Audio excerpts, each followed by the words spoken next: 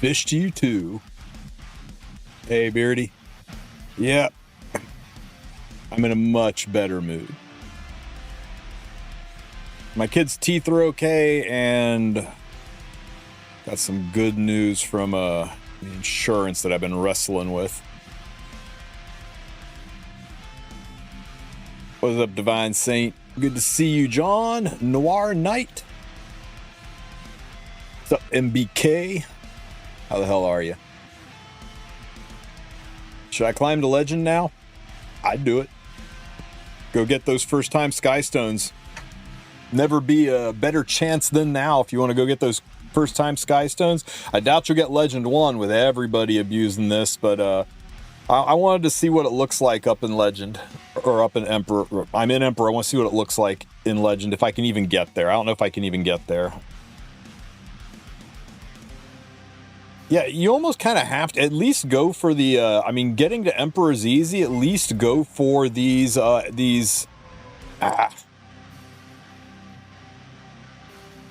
least go for these first-time reward Skystones, man. There's 1,000, 2,000. There's like 2,700 Skystones here for pushing to Emperor 1, and that should be easy. Won't they punish people for abusing? Everybody is doing it. Everybody. I don't see how they could punish everybody. If it was something they really cared about, if it was something that was causing them problems, they would have locked Arena by now.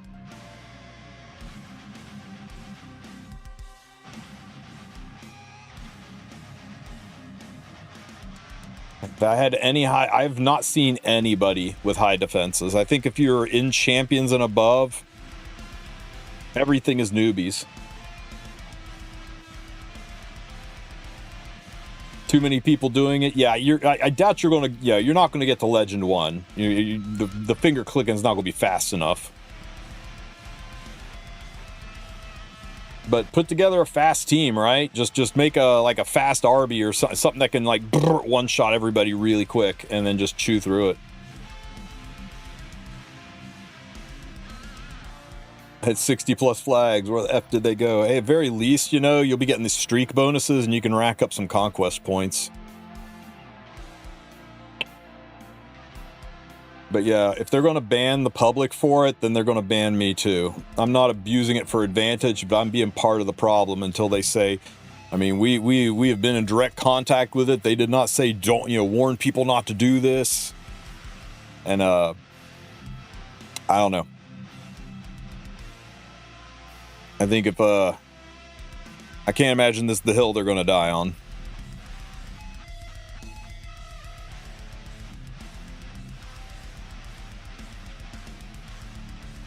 You think we can play Arena? Because nah. No shot. Hall of Trials situation was worse, and they let that stand. Divine's nailing it right on the head there. If they cared, if it was hurting them, they would lock Arena. Normally, I'm very cautious about this. I advise people to, not fuck around, or you might find out, and you can still not fuck around so you don't find out, but yeah. I'm doing it just enough that I'll be a man of the people if they try to take action, just so you know that I'll be out here fighting with you if they decide to be dicks about this, but I don't think they will be.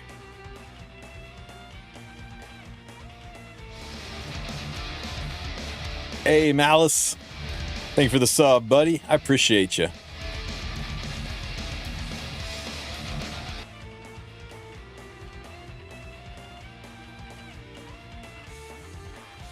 $2025 was meh. Can't wait to see what they have in store for 2025 started out awful, and it just got better and better throughout the year. I mean, don't you agree? Wasn't 2025 like in the shitters in January, and February was worse, and then right around March they pulled the nose up and it got a whole lot better.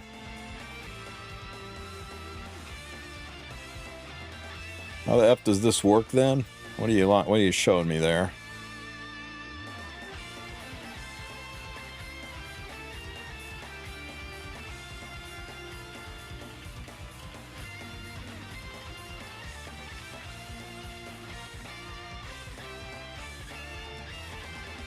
What are you talking about, Beardy? I'm oops, killed my music. I'm not sure what you're asking.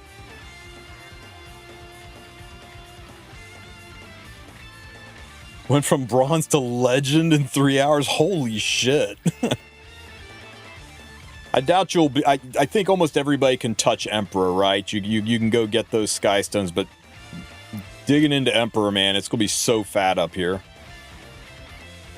There's some players who didn't get the bug. I think everybody's got the bug. I think you just have to be I think you have to be in champs to see it. I think if you're below, if you're challenger and below, it looks normal. At least that's what I'm told.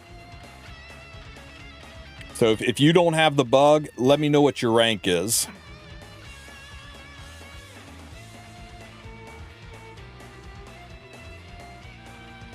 Hey, Tsuchikage. Smilegate all over the arena. Evidently, the elos are flipped. The higher your rank, the lower elos you're seeing. And if you're champs and above, you only see people who've got 0 points in arena and bullshit newbie defenses. So it's the Wild West out here. Everybody's climbing and getting their first time achievement Sky Stones out of the way. It's too competitive to get the legend ones, but I'm in Challenger and I don't have the bug. Push yourself to champs and see if you can see if you suddenly get the bug. I bet you do.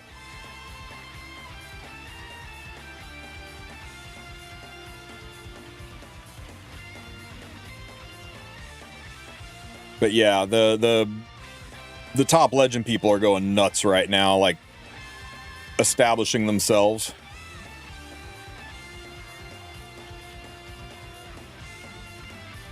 Yeah, I think the only people that are going to be pulling off the Legends Sky Stones are the people that did it this morning. Now everybody's fucking doing it, so I don't think there's any way you're going to be able to shove those top 1,000 down. But hey, you can still get the Champion and First Stage Emperor Sky Stones out pretty easily.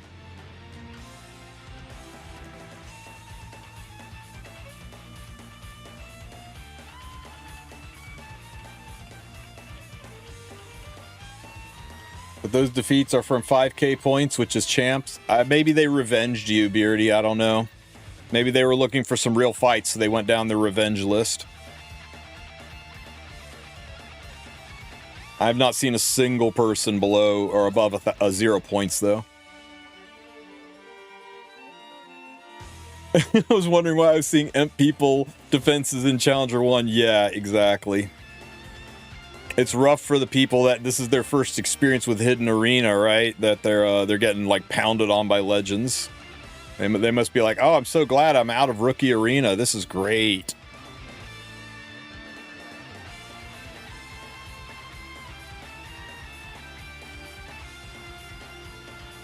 You can try it, but that's going to be a lot of Sky Stones. I've done like about 30 attacks or 20 attacks so far, and I'm still in still in Emp 5. I haven't even gotten to Emp 4 yet. But if you want to go for it, go for it.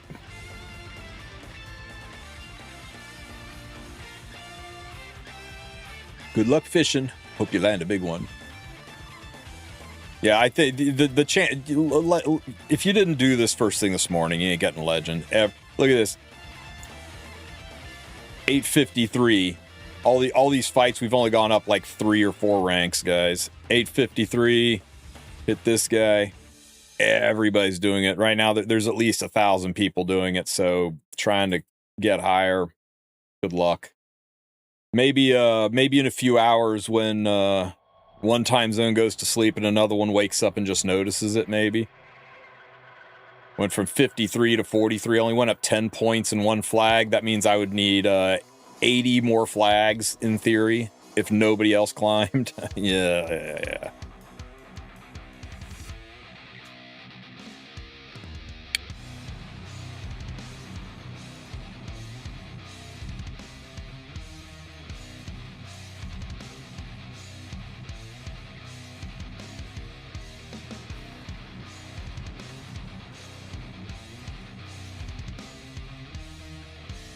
Yeah, I mean, because really, like, half the people, like, they did their, you know, They're like, I'll do arena later, or they hadn't even logged in yet, or, you know, they're just getting home from work, from school.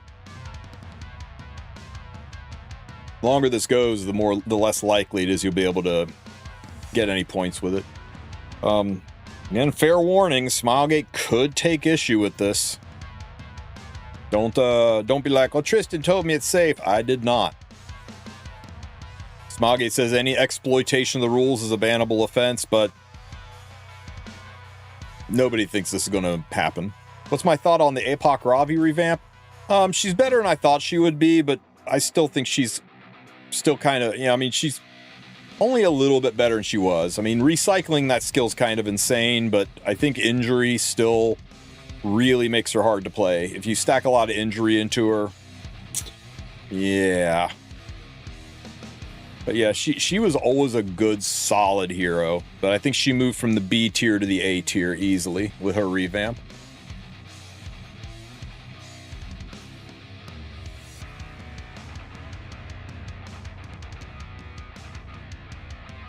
Son of a bitch.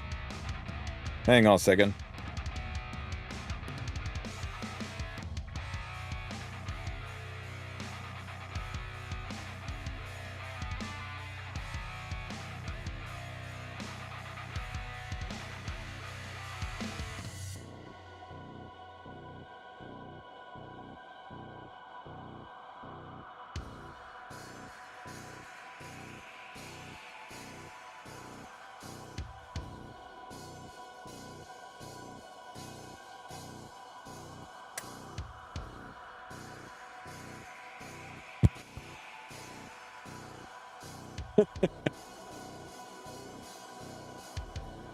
All right, sorry, I had to fix something.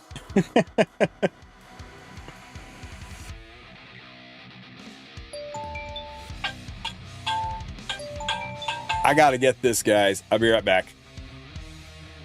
I don't gotta get this. Whoever it was hung up on me after they let it ring once. Well, then fuck them. I don't care. Box, chat. This goes here. Slash pin. Duh. Yeah, it's SG saying we're banning your account for doing arena.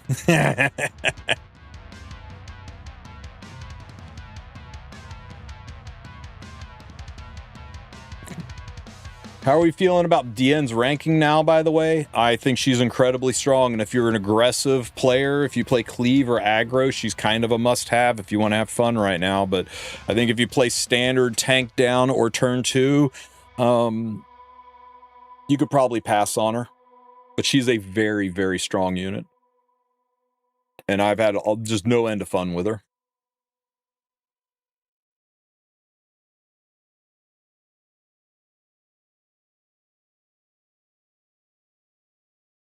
Nah, I mean, theoretically, they could look at your spending trends and be like, normally you only spend like, you only do like 20 flags a day, but suddenly magically today you did 500 flags, so we're going to say screw you, but they're not.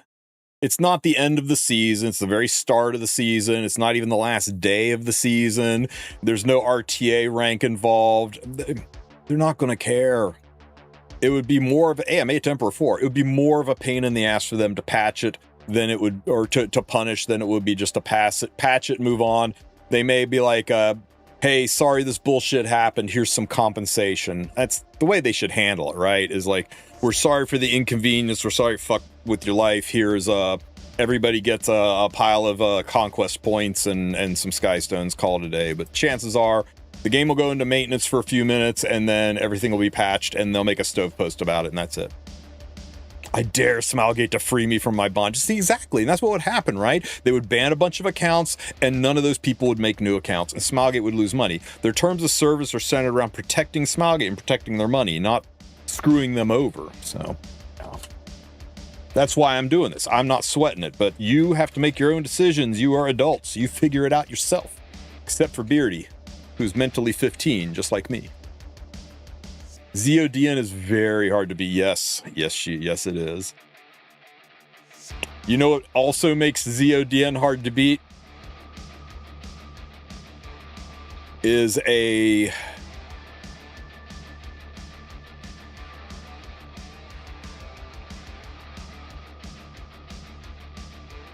Triple Torrent Zeo, who hits hard enough to activate Blue Says, and Closer Charles when he S3s a light unit.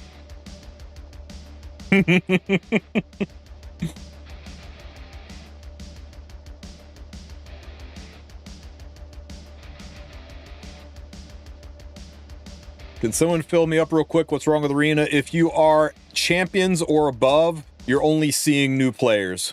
You're seeing 0-point players. So it's the Wild West out here. Everybody's just hitting newbies and climbing like crazy, trying to get their first-time Skystone Achievement Awards. If you're Challenger or below, Arena looks normal to you. Get fucked. That's pretty much it. And couple super top end people are upset because they're having to spend tons of Skystones to maintain their place in the top with everybody else climbing, and they feel like it's costing them tons of Skystones to reestablish. And people who are lower down are like, hey man, I just got here and I'm getting the shit kicked out of me by Emperor and Legend players. What the fuck? Other than that, everybody else is like, dude, I'm finally going to get my free Skystones for my first time touching Emperor. That's pretty much it.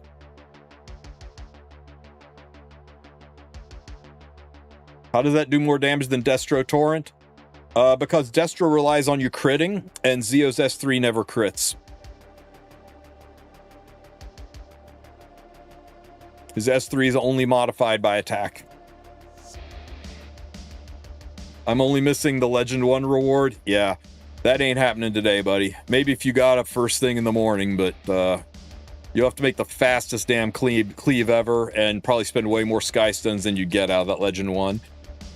You want Legend 1? I'll give you the sauce. This is how you do it. You wait for them to announce a collab, and then they say the collab banner goes live on, whatever, June 32nd, right? On that date, as soon as that banner goes live and everybody is logging into the game pulling the banner, you dive in and you try to climb Arena. And you get to Legend 1, because everyone else is going to be focused on pulling the collab unit, building the collab unit, molaing the collab unit, testing it out in RTA, maybe taking it into Guild Wars. Arena is going to be the furthest thing from their mind, and it is your best chance to burst climb to Legend 1. It's like the only window is the first day of the first unit in a new collab. Other than that, getting to Legend 1 is going to cost you more Skystones than it's worth. You're mostly just doing it for the, to say you did it. If they test them in Arena like Tristen Wulf, then you still have roughly 45 minutes to an hour to climb to Legend 1, because even Tristen Wulf is spending time pulling the unit and building the unit and yapping about it.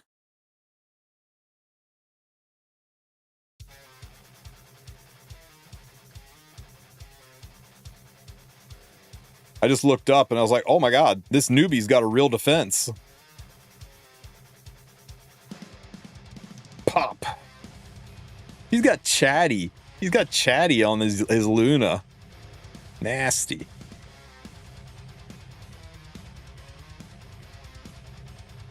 Am I the only one missing the Legend 1 reward? No, pretty much anybody that started after the Origins update's missing it. When they changed, or not Origin update, it was before that when they changed Arena. They broke Arena back in 2023, I think, and made it impossible to get Legend 1. You got Legend 1 with Hecate on release day. Oh, so you did what I was talking about, but you did it with Hecate. Interesting.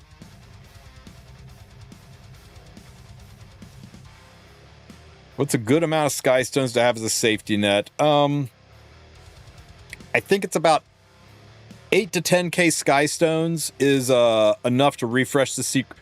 No, 8k Skystones is enough to refresh the secret shop for a pity with average luck.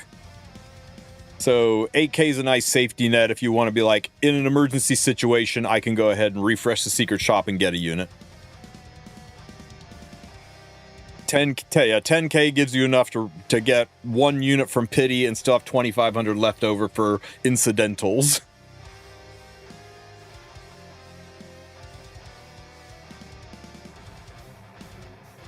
Tris, take a screenshot on Discord under and check it. Hang on here.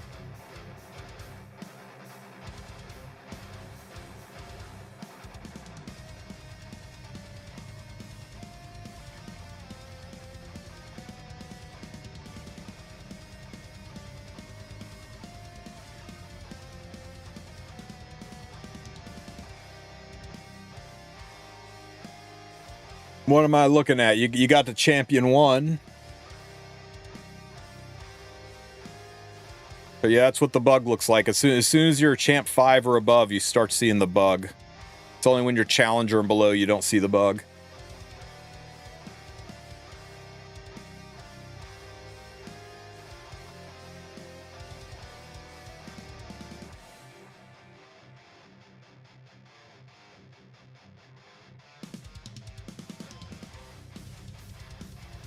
Volcanic's saying 10k is a safe bet on Skystone, so yeah. Can agree. A million sounds good. That must be nice. Ain't no way Hall of Trials is also bugged. How could Hall of Trials be bugged?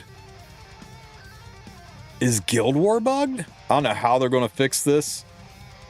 What they should have done hours ago, Volcanics, is they should have locked it. They should have locked Arena down and then fixed the patch and then unlocked Arena.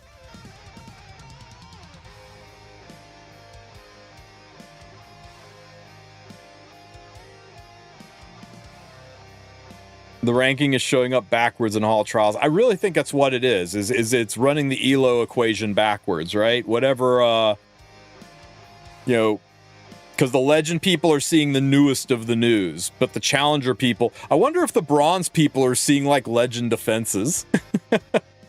That would suck, right?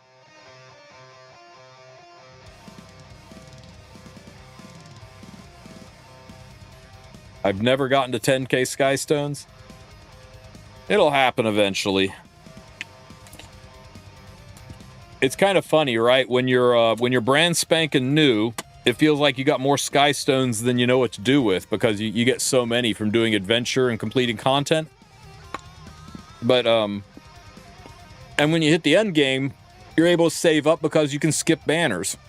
But when you're in that mid-game range where it's like, hey, I know this is a rerun, but I still need it, and everything's important, it feels like you're always out of Skystones because the non-stop source of Skystones is gone, and ow.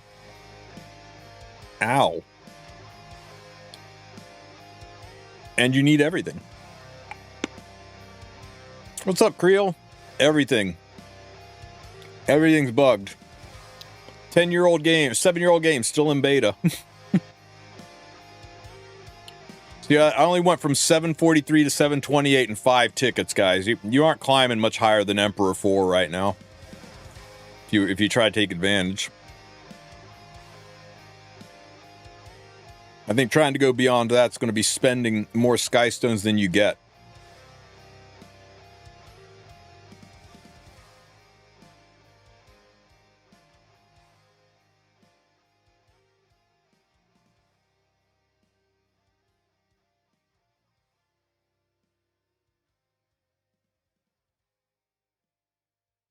So what you're saying is, if you want to get the #1 place and get the maximum rewards in Hall of Trials right now, you need to go in, attack once, and then die. Get the minimum possible points. Just take in a bunch of Soul Weavers that don't do attack skills, right? Just go with Fire Acades and nobody else. And just S2, S3 until the boss one-shots you and you've racked up 0 points, and then you'll get the #1 placement in Hall of Trials. Somebody needs to do that. Anybody not done Hall of Trials yet that can go in right now and get a low-ass score?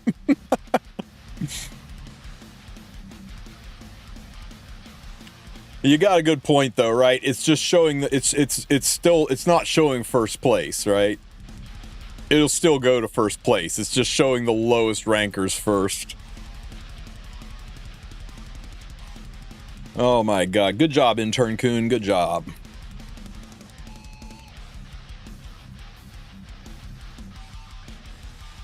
Yeah, and that's what's messing it up in Arena too, right? Is Arena is your who your placement is against is based on your elo applied to the leaderboard. So the leaderboard is flipped, so it's applying the high elo people against low elo leaderboards and vice versa.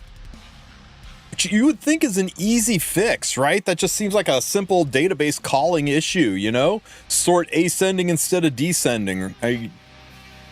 The spaghetti coding of the Una engine has got to be crazy. Hey, our guild ranks number 52. Is that a good thing or a bad thing?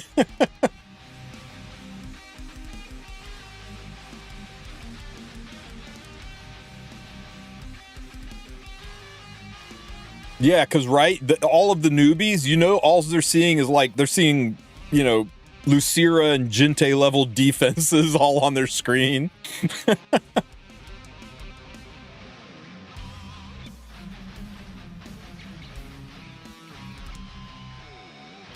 No, nothing's needed. All they... Like, if I were John Smilegate, first thing I would do is lock down RTA, or lock down Arena right now. I would just put a little maintenance thing up. The Arena's closing until maintenance, and then figure it out. And once they figure it out and they apply the fix, I would then just reset everybody's ranks to where, you know, back down to champion. The same they do Sunday night when we logged in Monday morning, everything's reset. And as compensation, I would give everybody the rewards again. Here's your 800 Skystones for finishing Legend. Here's your, or for Champion. Here's your 600 Skystones for finishing Champ. And let that be the compensation for how fucked up the experience has been. The community would sing their praises and it wouldn't cost Smilegate a penny. But, not my circus, not my monkeys. We'll see how they handle it in the next few hours / days, I guess. At very least, it'll be fixed by maintenance, but wow, if this is like this for the next 2 days, insane.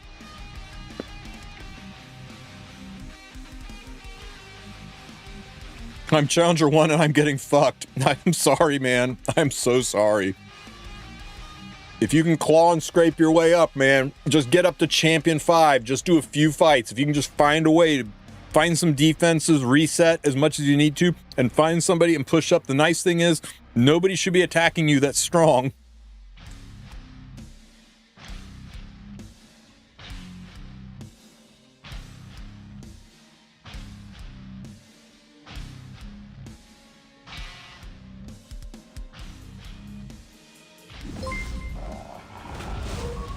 Hey, if this is the biggest oopsie they have for 2026, then I think we're going to be fine. There's a very, very small segment of people who are pissed off about this. Mostly it's the people in Challenger and below, and the people who are normally in the top 100 because they're having to spend a ton of Skystones to maintain their high rank and not get pushed out of their ELO bracket. Because for those guys, a frame is on the line, so they have to be spamming attacks to hold their placement, or, you know, they'll get knocked down so low it'll be hard for them to climb back up for Sunday's recalc. Beginning of the season is pretty important for placement if you're going for a frame.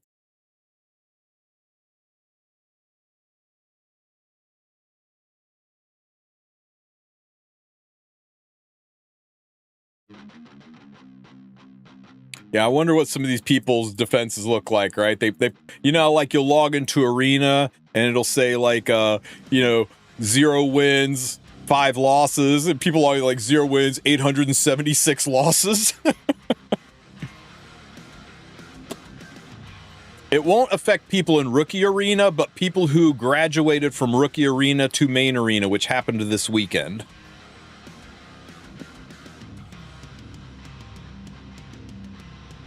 Those are the ones I'm feeling for, is the people that just graduated into Rookie Arena. Or out of Rookie Arena into this mess.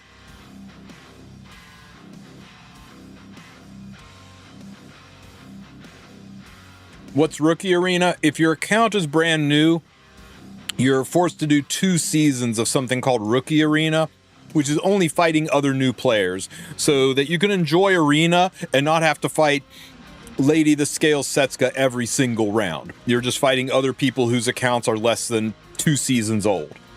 And once you complete 2 full seasons of Rookie Arena, you graduate up to normal Arena. One of the common asks has been to allow people to push a button to graduate early when they feel like they're ready to move up and get better rewards, because Rookie Arena, the weekly payout's worse. So most people want to move up, but it's so that new players don't try Arena and say, yep, fuck this noise.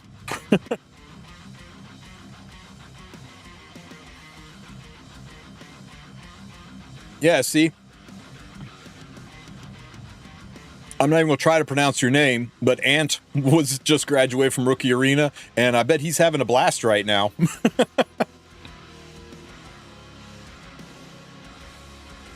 Yeah, what's your defense losses look like? I'm kind of curious, morbidly curious. Oh, slate. Podcast tomorrow night. Podcast is during maintenance. You made me look at the calendar real quick. I was like, shit, is it Wednesday? Oh, you scared me.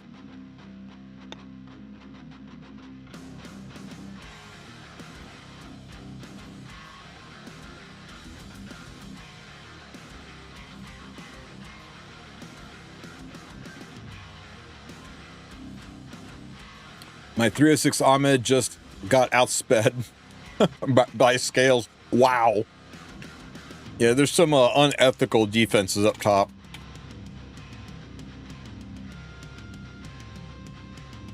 How are we doing? Okay, I only need 3,000 points.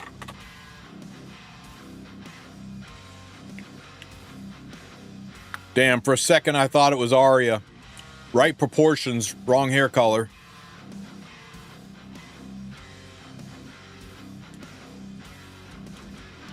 She's getting a buff, surely, right?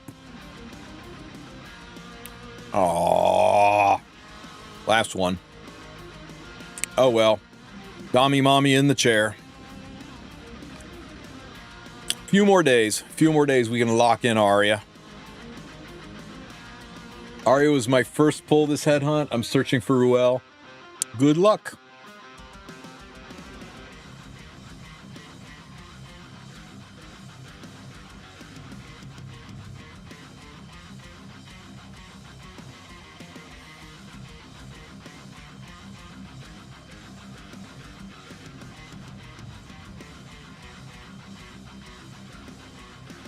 Is there a guild war? There's no guild war going on, right? No. 4 hours. Okay, in just this small amount of time, how far have we fallen in arena? Oh, remarkably, we kind of held position.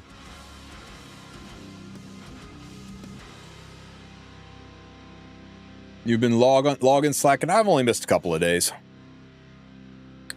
I've had a stressful 2026 so far. Cut me some slack. I don't need any crowds, that's for sure. But Polly's interesting. Effectiveness, Ran though. He says, how does my Rand look?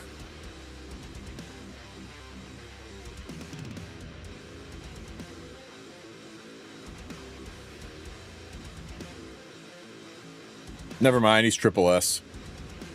Who's better between ML Politis and ML Kairon? ML Politis. ML Kairon's more fun, but C Polly is like, her kid is off the hook good, and she synergize. Every time a new unit comes out, it just seems like Polly gets a glow up. Polly to counter MLDN or to run with MLDN. What's a good cleave to fight against Scales, Giras, Setska, C Polly and DN? Here, this cleave right, here, this one looks like it'll live the longest. This right here.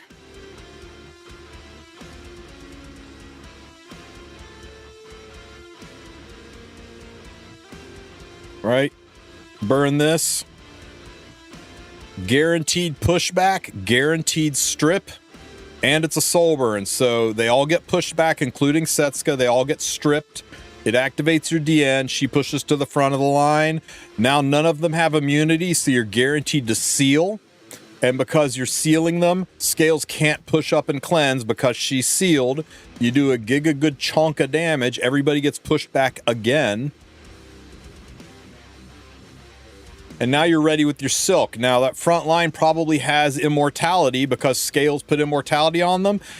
She's got a strip on her S2 skill. You make sure she's got a good chunk of effectiveness. This one's, I think, at 195 effectiveness. You S2, you strip the immortality. Shuri shoots them. CR pushes up the whole team, probably kills the front line. If it doesn't kill the front line, that's fine, because her S3 also has a strip, and C Poly's S1 has a strip. 3 chances to strip that Scales. And you can S3 because he'll be at full focus now. Full focus, CR pushes them back because it's guaranteed. He ignores ER. And then C Poly can S1 and dual attack. I mean, they never get a turn. Shuri just constantly CR pushing the team over and over. Everybody dual attacks with Shuri non-stop CR pushing. It's a really clean cleave. The only place you can't use it is into bystander Hua Young. She'll steal your lunch money, or if you're going to get outsped. But you're talking about plus 28 speed, 14 from Shuri and 14 from Silk going into your C Poly. So you can usually speed clear pretty much everything. Yeah, this is definitely a Scales comp. This works big time into Scales.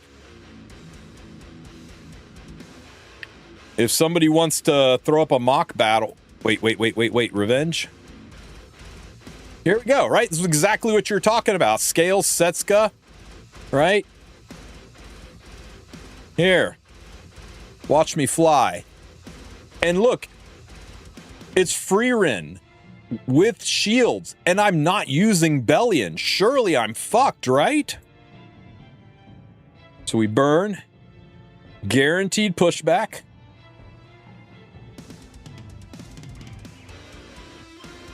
She pushes up. Guaranteed seal, another pushback.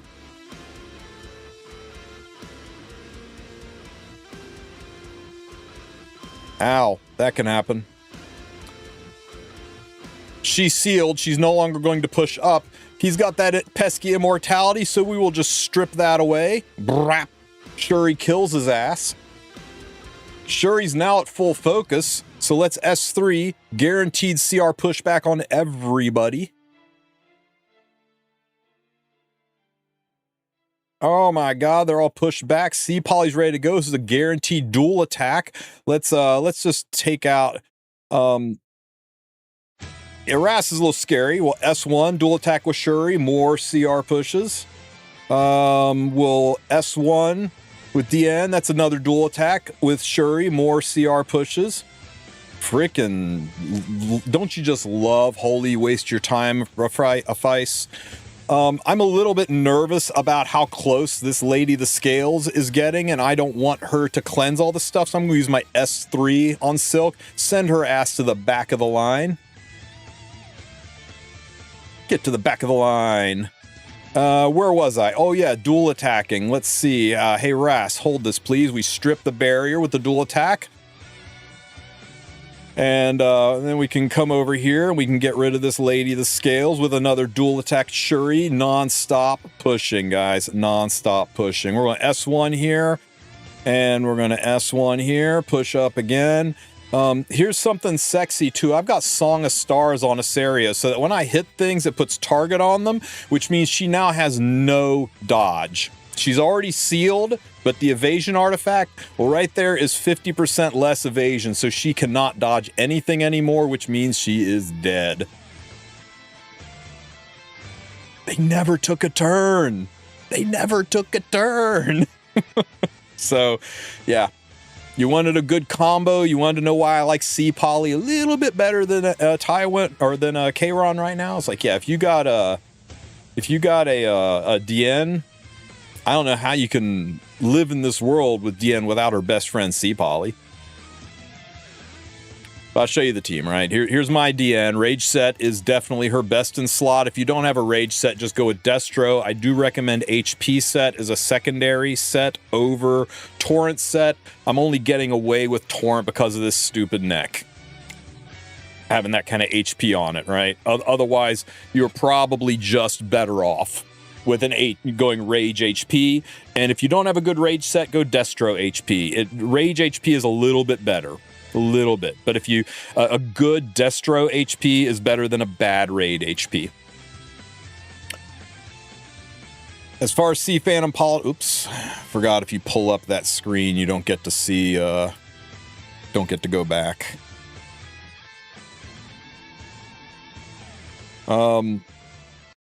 It's not even an ultra-fast Sea Phantom Politis. I could probably drop 10 speed off her and it would be fine, because remember, she's getting plus 28 speed from the other two units, from the Shuri and the Silk.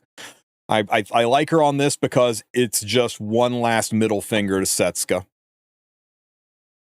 Target applies, Song of Stars applies on a miss, and this is a guaranteed target on a miss. I mean, not 15% is a thing, but pretty much a guaranteed target on miss, and then you don't have to worry about ever dodging anything again, and you can just execute her.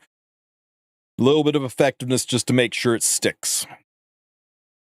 And 14 speed from Silk, 14 speed from Shuri, so you want to make sure she's in the top so she gets the plus speed benefit from both. I think as long as you are 175 speed on your C poly, you can pull this team off. Just at 175 speed, you're going to be 275 speed, you'll be 290 by the time you're done. And that just means don't take it into Renok. Right? You take it into Renok, you're fucked. Just don't take it into Renoks.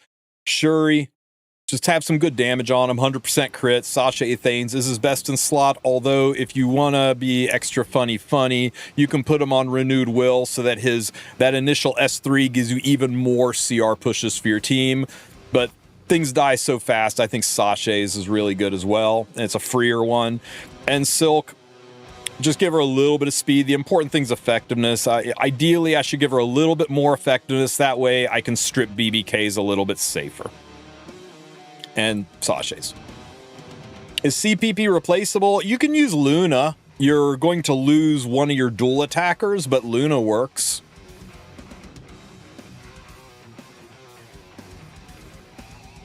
This one is really, really cool if you can guarantee you're going first. Now, at 282 speed, I've got to be very selective about where I use this team. But this team is kind of funny, right? Oh, wait, that's a Harsetti. I'm about to lose, everybody.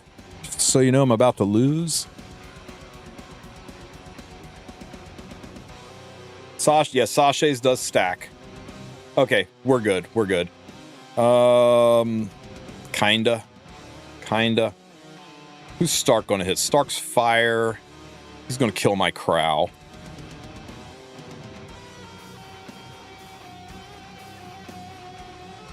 Sasha's does 2 stack.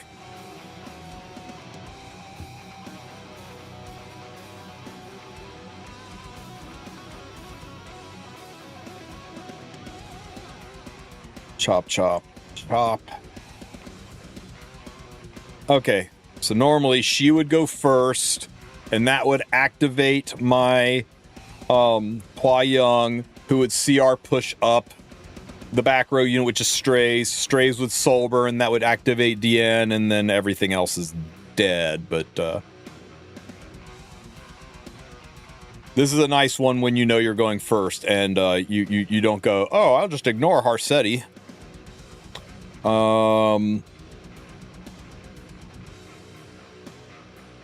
Let's see. Yeah, this should work. We use Renok. So this is going to be extra interesting, right? You build a fast Renok, use Soulburn Renok so you can activate your DN, and we'll just send Renok over here into this Luna.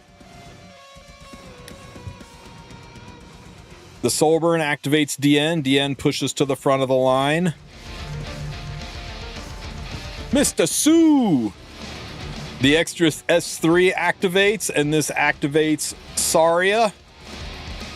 And now look at that. Both Saria and DN right at the top, ready to go.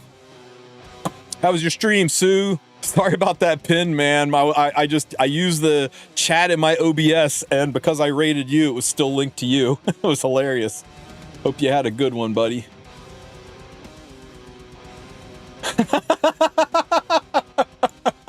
Well played, my friend. Well played.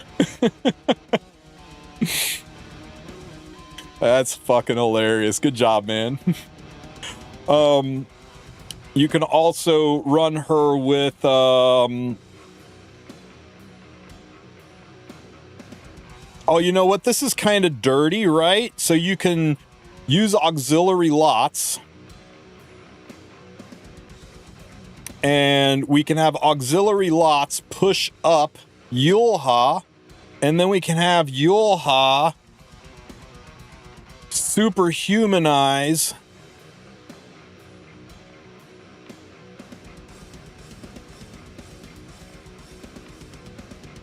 and now you've got a 40k HP scaling unit dropping a bomb.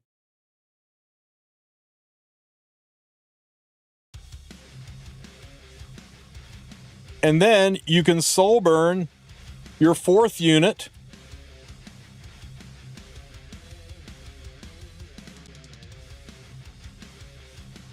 And that's going to activate your DN so that she CR pushes halfway down the line, so she gets another turn, which will be a dual attack.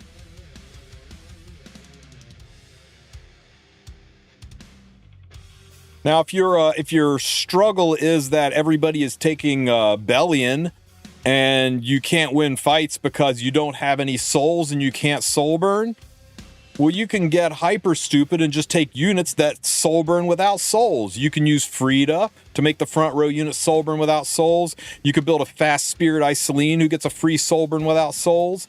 You can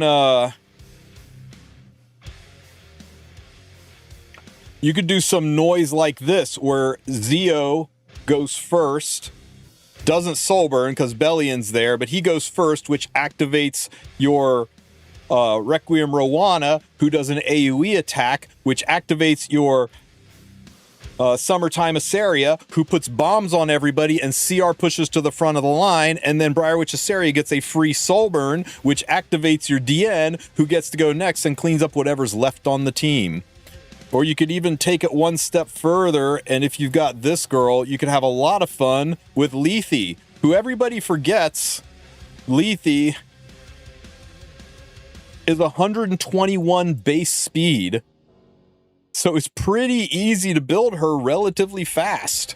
This is like garbage leftover gear that wasn't on anybody, and I was still able to pull off 288 speed on her. World's worst Lethe, but you know what? Is faster than my opponent.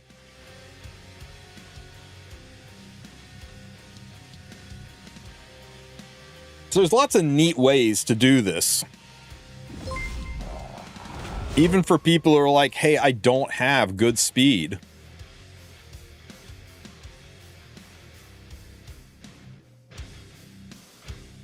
Thanks for the follow, Space Eel. Welcome to the Wolf Pack. Look at that. No souls spent, and my DN's already ready to take a turn.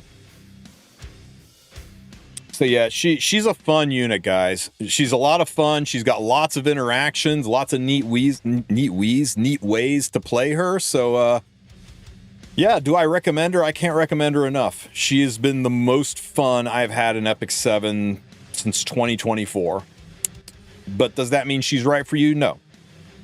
I'm a Cleave player. I'm an aggro player. Leaderboard shows there is 75,000 people playing Epic 7. That's pretty healthy. 75,000 people is about right for global server for Arena. That sounds pretty close to accurate. I don't think they're dead accounts. I think that's about what we would expect to see in global Arena. But like I said, I'm a Cleave aggro player. This unit speaks to me. The way she's designed, the synergy she has with units I already have built, the way you think about using her, her interactions, that's my style of play. If you're a tank down or a bruiser player, I'm not saying she won't be fun for you. I'm just saying you're either going to have to adapt to that style of play, have her as just a guard against people using her against you, or come up with something unique. I've heard people trying to play her on counter. I've heard people trying to come up with ways to run her slower. I don't know how much success they've had, but she's still pretty new. That's really more of an I'm Sue question, because when it comes to play styles, me and I'm Sue are like on opposite ends of the spectrum, and that's something I'm going to leave to his big brain to figure out if there's any slow ways to run DN. But I think if you just hate playing aggro or cleave, if you are a slow player, it's not that you can't build speed, you just don't want to, you enjoy the longer fights, the strategy of the give and take and the back and forth and climbing on top of each other, then, maybe she's not for you. And maybe you wait for Asaria, because Asaria is the holder of the Elbrus Ritual Sword, which is a artifact that benefits knights. So canonically, I would imagine she's going to be a tank down knight turn 2 kind of a support unit. Somebody that's going to work well with slower fighting styles, the same way Elbrus Ritual Sword is not exactly a cleaver's artifact. So, but that's just what we have to see, right? I mean, I don't know. It's all just guesswork. Lore accurate as she will break the Elbrus. Yeah, lore accurate as she blocks Elbrus and is actually a cleaver's best friend. What is the fastest content to farm friendship? It is either okay, here's the thing, right? Every time you complete a mission, you get 1 proc into your friendship. Period, end of story. If you do 1 20 stamina mission, you get 1 friendship boost. If you get 1 8 stamina mission, you get 1 friendship boost. Most people are going to be telling you Eulogy for a Saint, but there's really no difference between Eulogy for a Saint, Unrecorded History, Rangar's Chaotic Full Moon Festival, any farmable stature, they all cost 8 stamina. But Eulogy for a Saint is going to give you more gold and charms and stuff than anything else in here. Likewise, current side story that's open right now, which I have to do, it's 8 days left. The farmable stages in here that cost 8 stamina. Okay? If you want to do episodic stuff, if you do chapter 5, this shit's going to cost you 20 stamina. Quick battle off. 20 stamina. So this is not super efficient for friendship. It's great for AP. You get 20 AP for 20 stamina and you'll get a lot of more gold and everything. But if you're wanting to farm AP and friendship, first of all, this is a hard stage to farm friendship on. So maybe instead, you shift gears, go back down to episode 1. And you find some episode 1 section. Look for the ones with the catalysts on them. That's how you can tell it's farmable. Right here, the catalysts. And then do these, because episode 1 only costs 8 stamina. You still get 8 AP, 1 AP per stamina, so this is a great way for you to build up catalysts, AP, and still have a shot at the proofs of courage and the special stuff and friendship farm, and it's easy. Right, so my toss would be, you do this if you need AP and catalysts, you do Eulogy for a Saint if you need gold and charms. Because the gold here the gold and charms drop here is going to be way, way lower than Eulogy for a Saint. But Eulogy for a Saint isn't going to give you AP or catalysts or, these proofs of courage or gold transmit stones. So, weigh whichever one's best. But bottom line is they're both 8 stamina entry, which is the cheapest entry. So that's the best way to farm friendship. A handful of people will be like, oh, you know what? You can get friendship by friendship farming flag arena too. Yeah, win or lose, you get friendship for every flag arena you do. So there are some maniacs in there that just go in and quick battle 10 battles a day in arena, losing every single battle. They don't care. They're just doing it for the friendship points. So that works too.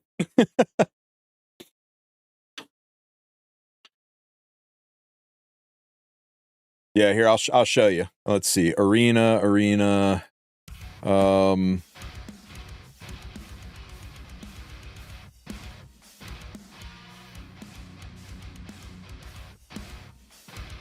It's the Overlord team. Overlord and Lulakar. So let's see. We'll put you out.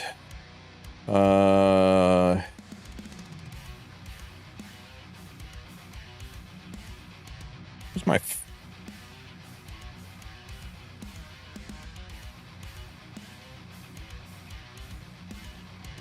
Ran...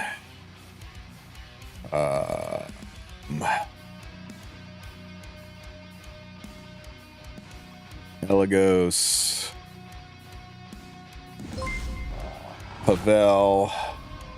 Okay, the reason I'm doing this team is because you'll notice my DN is not Friendship 10 yet. She's only Friendship 4.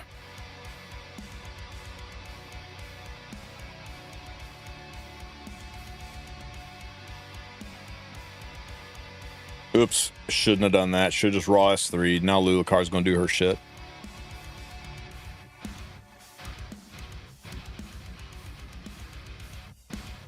Horsey.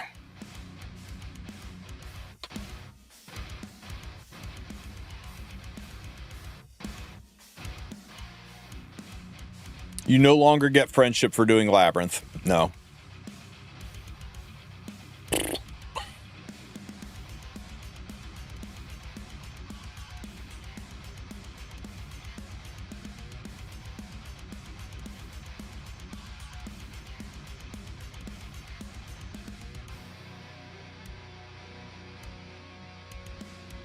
See off to the side, see the friendship hearts? Now, even if you lose, you still get friendship hearts. So a lot of people are just going in and auto-battling losses with 4 friendship units. But, I mean, I guess you definitely don't want to spend Skystones on flags to power friendship people. Just friendship farm them in adventure or side story, guys.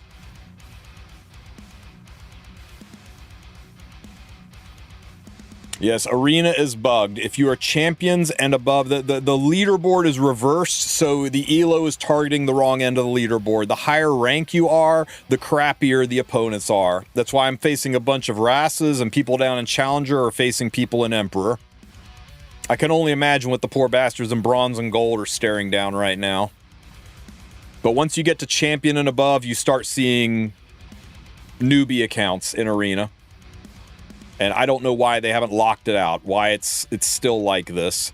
But it's a good opportunity, if you haven't done it already, to go and get your first-time Skystone rewards for climbing through Champ and a little bit into Emperor. So many people are doing it right now that I don't know that you're going to be able to get much above Emperor 4. The people that got Legend, there's a lot of people like, I got Legend banged out this morning, Legend 4, Legend 3 banged out. It's like, yeah, maybe this morning, but by now, I don't think so. Is Hecate good? Hecate is very good. She is borderline must-have good. I highly recommend Hecate. But if you're not at least champions in Arena, or if you're in Rookie Arena, Challenger and below in Rookie Arena, I don't believe those guys have the bug. I think it's only champs and above for Arena. I'm not sure. I've not heard from Rookie Arena. I'm assuming Rookie Arena is fine, but I don't know. She's going to get better on Thursday? I don't know. I don't think I'm changing my Hecate. Everyone's like, oh, Warfare set, Warfare set. I was like, I'm one of those guys that likes my damage dealers to do damage. So I don't think I'm going to change mine. I'm really, really tempted to get a second one just in case, but it's too expensive. I'm just not going to do it. It's probably because in Rookie Arena, Champs doesn't exist. Maybe. I don't know. I don't pretend to understand the spaghetti coding of the Una engine.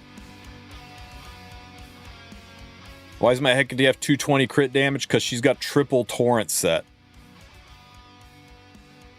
She is like a freaking truck.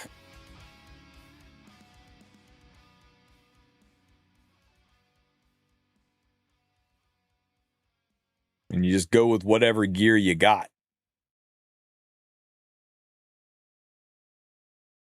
Yeah, it's so if she gets sealed by DN, she can still do crit damage, right? I'm the same way with Ross, right? A lot of people are really excited about putting the reversal set on Genesis Ross. And I want my Ross to kill things. And when my Ross pulls a trigger, shit dies. But that's the way I play. I play aggressively. You talk to I'm Sue, he's over there singing the praises of reversal set because he plays a strategic game where controlling the tempo like that can flip a fight for him. Me, I don't have to control the tempo because I either kill them or my glass-ass Ras takes a dirt nap. So I play fast, high risk, high reward, and I either win or die trying. Sue always wins, but he has to think about it. And I don't like thinking. I'm a cleaver. You know we don't have anything between the ears, right? Also, Drunk Normal, thank you so much for the sub, buddy. I appreciate the support. Thank you so much.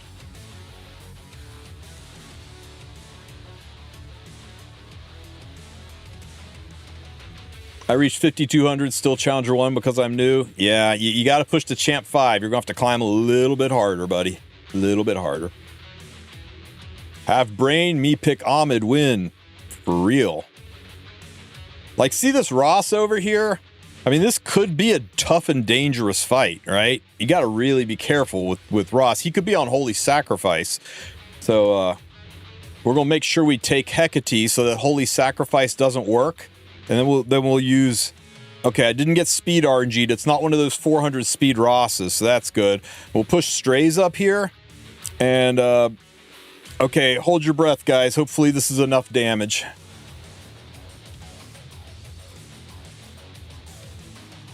Oh, God, it was only 88,000. It was really freaking close. I could have gone either way.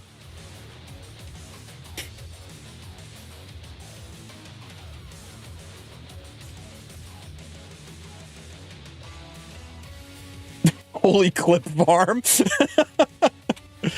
I agree with you, but the new set for Hecate is way different. I know, but it's an unknown quantity, right? On paper, it looks great. On paper, it looked like this unit was going to end the game. That it was like legitimately game over. It will be impossible to play the game.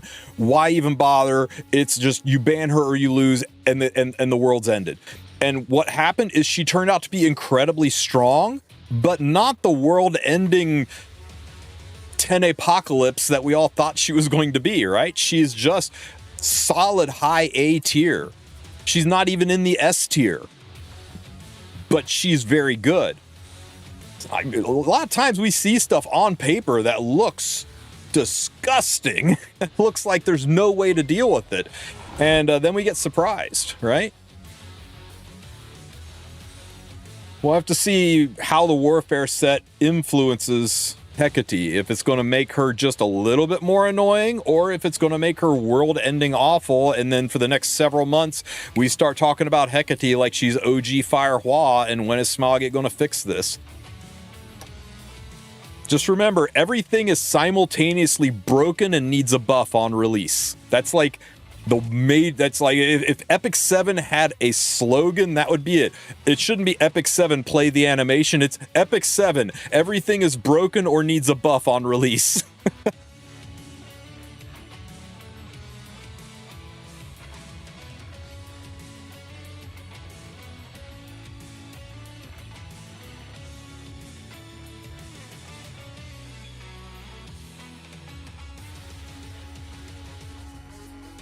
You can DM them to me, or you can just link them here.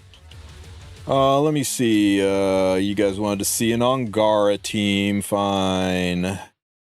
Wild Angara. And our Lord Rylet.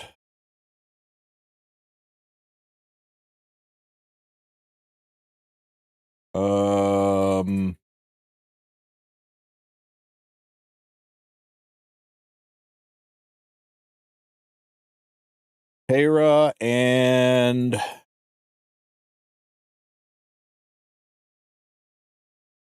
where are you? Oh, the fattest of cats. I don't care if you're wearing gear or not.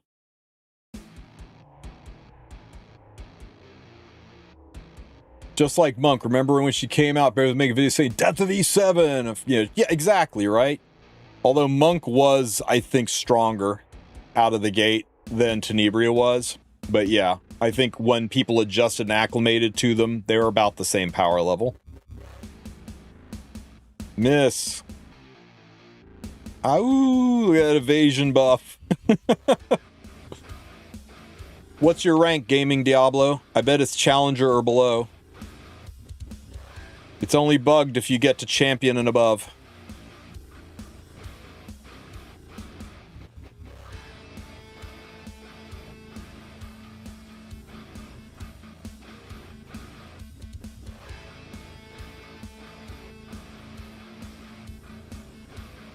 Why? Yeah, Wild Angara OP.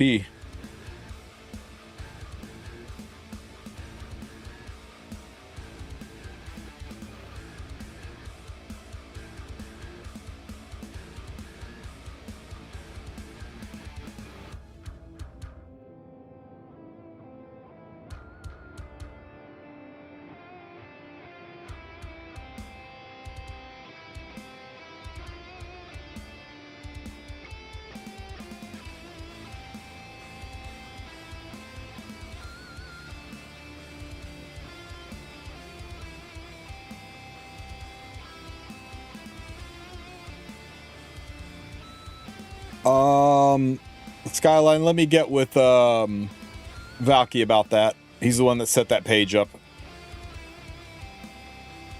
Thanks for letting me know, though.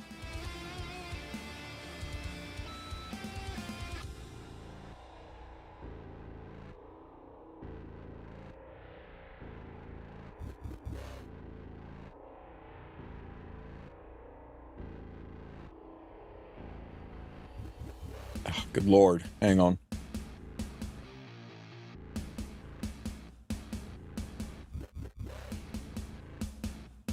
Okay. Chomp. Don't stun me.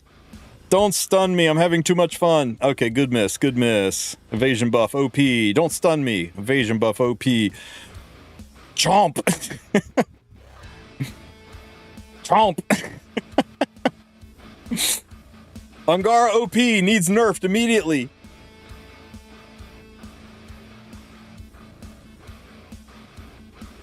Hey Google, my clanmates can't seem to tell me how to get Mercedes. I'm stuck on 31010 and it says she needs to be in my party. I'm an older player and I can't.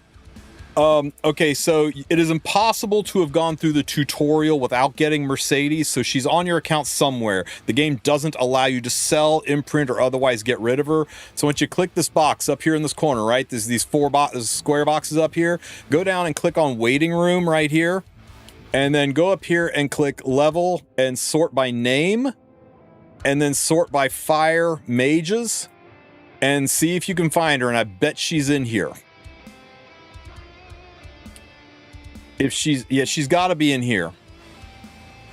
If she's not in there, the only other place she could possibly be, and I don't think you can have summoned enough to fill up your inventory to have her drop to the shop, but you could always look in the shop and see if she's in here. But this would only happen if your hero roster was full when you procced Mercedes. She would have pushed to here. But I don't think that's the case. She's got to be in your waiting room. It's the only place she can be. So take a look there and let me know if she's there.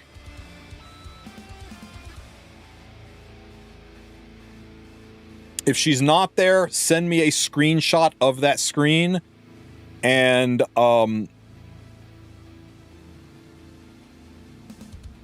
she was there. Got it. Okay, good. I was like, she's not there. Send me a screenshot and I'll send it up to support for you. But yeah. Everybody puts her in there like years ago because she's not a unit you ever use. So they got her out of their inventory and then they go to look for her and they're like, fuck, I must have transmitted her. I must have imprinted on the new Mercedes and it won't let you. Like, where is she? Fire Meru.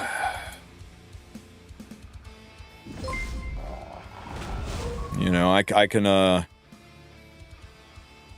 unlock her and everything. If I go to Hero Transmit, it just won't even let me put it in there. Main story characters are untransmittable.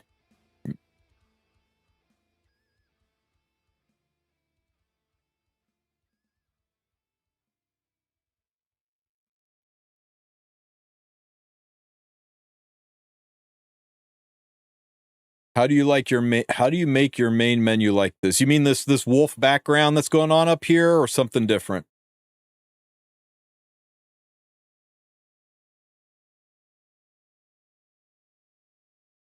Yeah, the lobby.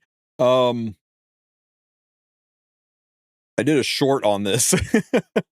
Check out my YouTube channel. There's a short, but I'll show you. First things first, you gotta go to episodes. You gotta click on this little button down here, and you gotta click up here for Aki, Elegy for a Dying Flame, and you gotta complete it.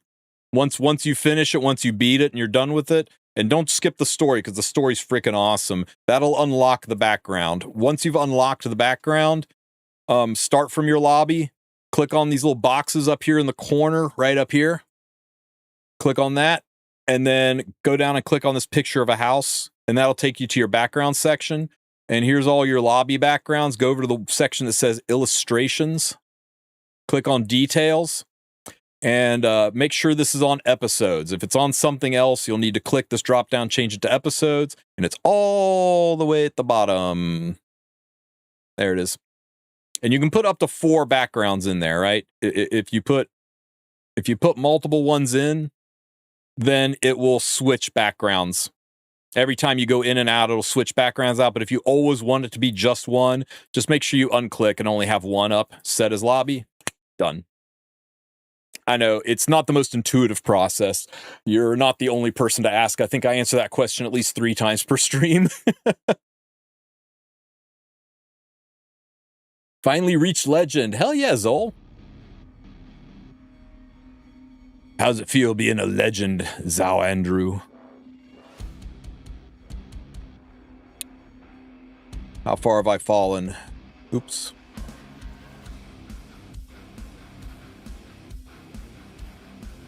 No more Force Hermia? Oh, she's still there. I just have to go,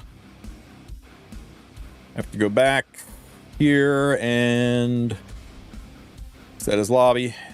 And there's my 4 Hermias.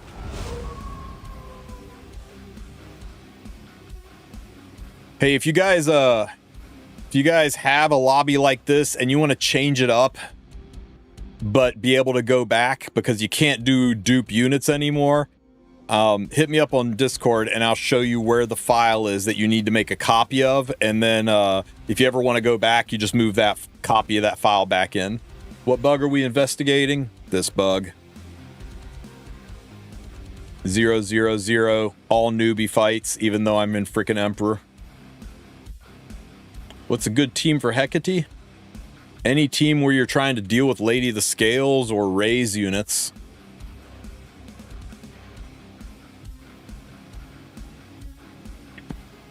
I was using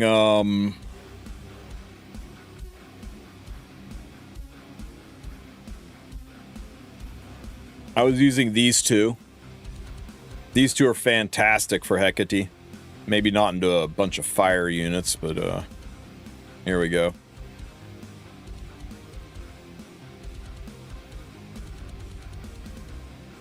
Sorry, where's Hecate?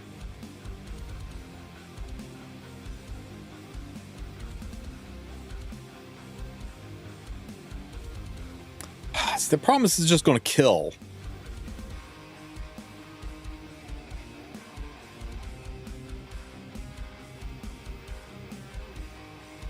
I've been having so damn much fun with DN, all my Hecate teams kind of got replaced. Hecate does have anti-synergy with DN. Like on paper, it looks like they'd be great together, but Hecate does take away DN's immortality from that double-edged sword.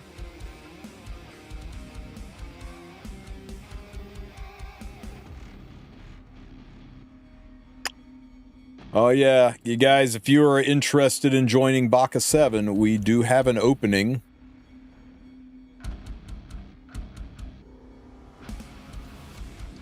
Okay. Hang on, I need to post a message.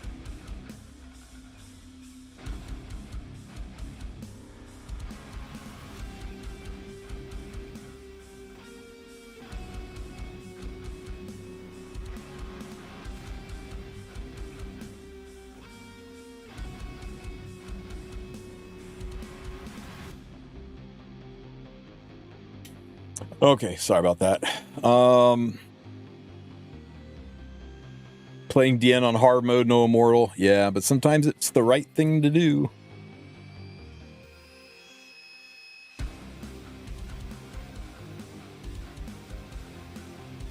Maybe they about to give flags back and do reset.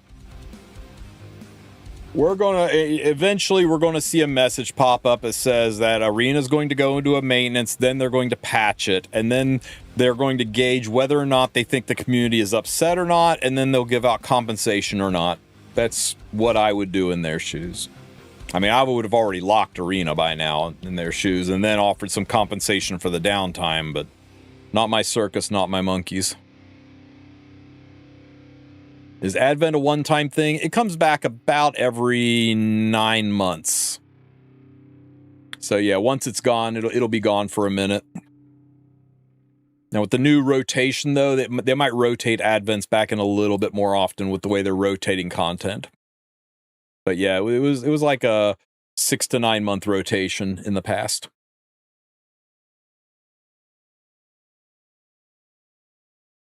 Implement a feature where we quick battle NPCs 10 times at once, please. You know, somebody will cry saying, "Oh, I only wanted to implement it once and I accidentally hit the button. No, not fair, man." You think anyone gets banned? No. No. It's not costing Smilegate money. It's not giving anybody an advantage over anyone else realistically. Might be pissing off the top 5 arena players because it's making it harder for them to hold on to their top spots, but it's kind of a big nothing burger. If it was something where they felt like they were going to need to go in and ban people over it, they would have locked it. But theoretically, it's within their rights to do it. But I mean, all you'd be doing is you'd be banning hundreds, if not thousands of people. And only a fraction of them would keep playing after they got banned. So why would you cut off your nose to spite your face? There's no way. Oh, people are just freaking out about champion and above arena trolls. Because you just get to fight a bunch of newbies.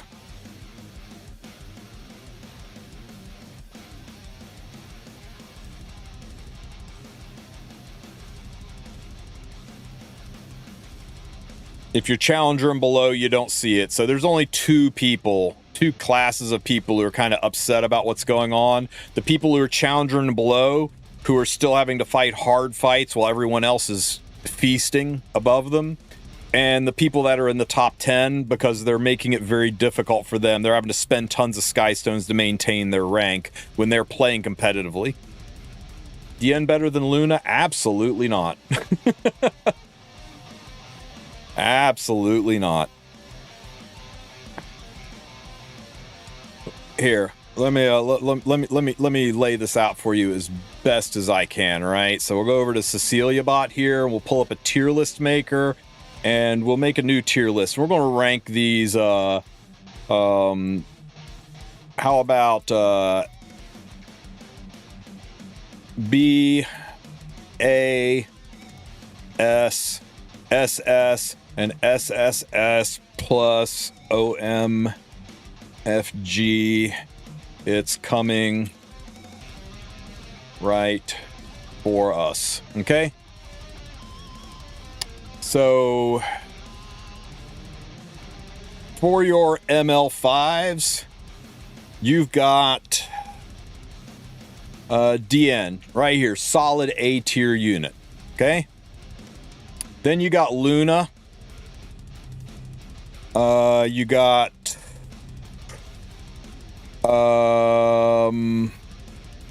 Lady of the Scales. You got Balsarunka. And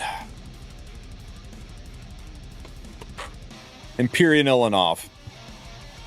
Every fucking buddy else is down here in A and B. There are no S and double S. It's that kind of a leap between anything and those 4 units. I might consider Ross up here, but he's not summonable. But those are your 5 great disasters right now, guys. Those are your 5 great disasters. Those are as close to must-haves as you can get in this game.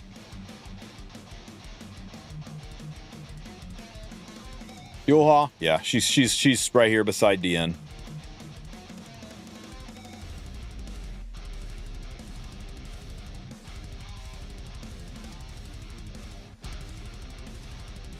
The fuck's this? Oh, Asaria, unknown quantity. It's cool. They have our artwork here.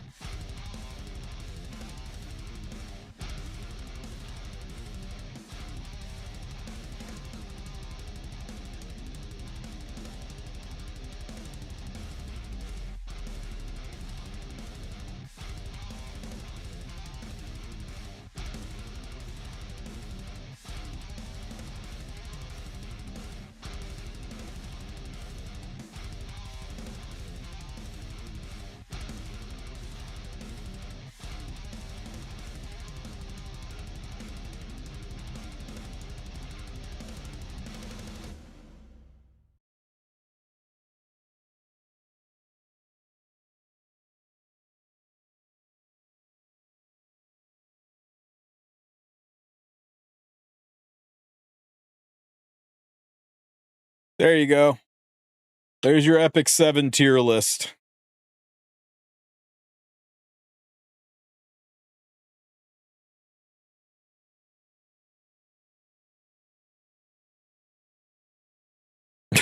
Okay. Okay.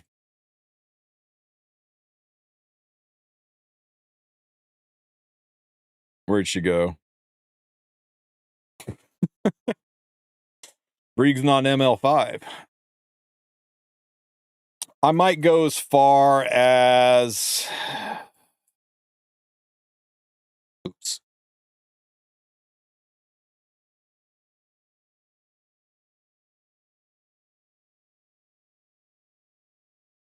I might go as far as that, but I don't like having any of these this close to these. I think everything in this tier is at least 2 tiers above everything in this tier. Somebody first picks any of these units against you, you're probably like, I can deal with that. But if somebody first picks any of these units, you're going, fuck. I guess I'll have to ban that or build my entire team around dealing with that bullshit. Anyway, my no frame, no opinion 2 cents. As a new player, who should I work on specifically changing first? You know, that's an interesting topic, Wolf Prodigy. Doing like a new player list, like what should you work on doing first? A lot depends on what you're trying to accomplish. I mean, you first things first, you need to work on whatever team it is that gets you through the adventure, at least up to the point where you're killing Bellion, right? You gotten through the first, second, and third stages. You've gotten through enough of the adventure that you're able to farm deep into that. You don't have to finish adventure, but you should try to get at least into the whatever they call that stage.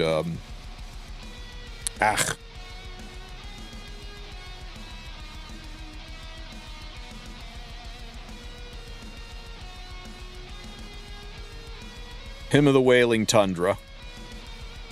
Well, once you got to the point where you're getting into the stage and you hit your first roadblock in here, after that, then your next step is having a successful hunt team. So you want to work on making sure that you can kill Wyvern and Banshee with authority. So working on your Sigrid, your Furious. These two are here for friendship purposes, but what's his name?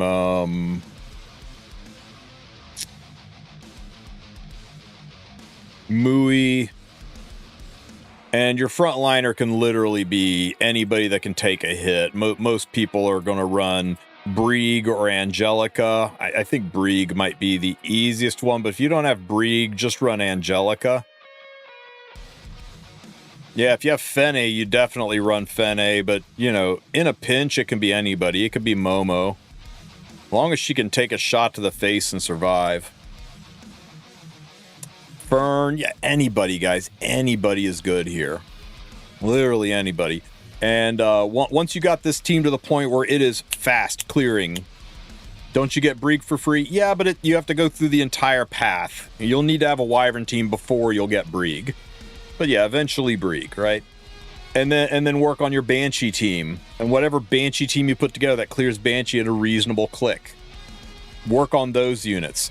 Once that's done, then as soon as you get Robin, you can start working on Rift. If you don't ever get Robin, fuck Rift. Don't touch that shit. A new Rift is coming. It ain't worth it.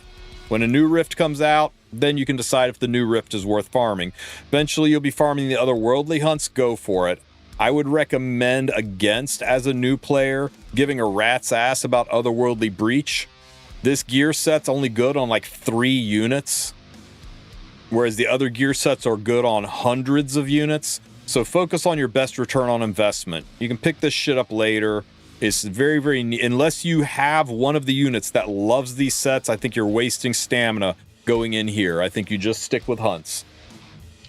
And once you've got that done, then you can start looking at the other hunts or building up your other DPS units, right? Get your Asmacallus Hunt is probably your next place to start, because Asmacallus is where you pick up your... Oops, shit. Okay, well, this is happening. It's where you pick up your rage sets. Who really cares that much? But it's also where you pick up your... I'm not going to get any, am I? Wow. Anyway, immunity sets. And I cannot emphasize enough the importance of immunity set in this game. When you decide you want to start going for any kind of PvP, you're going to need immunity set all fucking over the place. And then eventually you're going to look at the more niche fights, right? Golem to pick up your protection sets and your HP sets, which again are mostly PvP related. And Katie's to pick up your torrent, pen, and injury sets, again mostly PvP related. These are a little bit more of a pisser to farm, so I consider those more of a mid-game thing. But Wyvern and Banshee, probably for the first 6 months, and then start diving into Azamanic to start seeding immunity, and maybe pick up a little bit of Rage to make the other hunts easier, because you're going to want Rage to make Golem and especially Katie's even easier. Once you're done with all that, now it's time to start climbing into the PvP. By then, you have pushed your Abyss probably to level 80, if not level 100. You've probably finished or are close to finishing most of your Labyrinth. You're probably to the point where you're caring about how good your guild is, and you're starting to think about things like gear score and whether or not to roll a piece of gear instead of, thank God I finally got a helmet. You're like, okay, this is a good helmet. That's when you can start looking on building up your PvP side, Arena, Guild Wars, and eventually RTA. And with that, your guild will help you out the most. But a lot of it, I think one of the best pieces of advice I could give is watch lots of different streamers, right? If you like the way I fight, then you're probably a Cleave aggro player. If you like the way Sue fights, then you're probably a tank down turn 2 player. If you like the way Light or Elf Mage fights, you're probably a standard to aggro player. And when you resonate with somebody, you're like, you know what? I like what this guy's doing. I like how he's playing. I like when he's talking about how he's setting up the fights, the way he's thinking. And I think like that, and it resonates with me. Start looking at the units they're using, start building those units, and start emulating that style. It's like people, it's like somebody saying, what's the best martial arts form? Like, well, you gonna tell me that karate is better than kung fu, is better than boxing? I mean, do the thing you enjoy doing. Don't care about meta. Don't care about what's best. Care about what's fun. You didn't download this game to be bored. You downloaded it to have fun. So find a style that resonates with you and start building to that direction. And eventually you're going to get to the end game where you are going to be, wanting to get with people who are going to teach you the high-end stuff. Show me the text. Show me the tricks. How can I deceive my opponent? How can I come up with builds that are completely nobody's going to see coming? You're going to start building things that are really going to mess with people, and that's where it really gets fun. Because Epic 7, it's not about the units. It's not even about the gear. It's about team building. It's the closest thing to a deck builder you can get without cards. All right, everything is about building a good team. Gear is secondary to team and unit synergy. Really good gear on units that don't work well together will fail. Really good units without really good gear will fail. So you need good teams backed by good gear. And the units just give you that diversity. Yeah, I love Control too. Control was my first kink in this game. And then I switched to Tank Down. And then I discovered Valky's channel. And Valky, I resonated with Valky. And I watched him. And everything I learned about aggro, I learned from watching Valky. And then I hung out with Kana a little bit. And, he got me into the brain rot that is Cleave, and, now I just have fun. Is Deanna must pull? There's no such thing as a must pull, but she is very, very good. The closest thing I think to a must pull is going to be those top 4 units.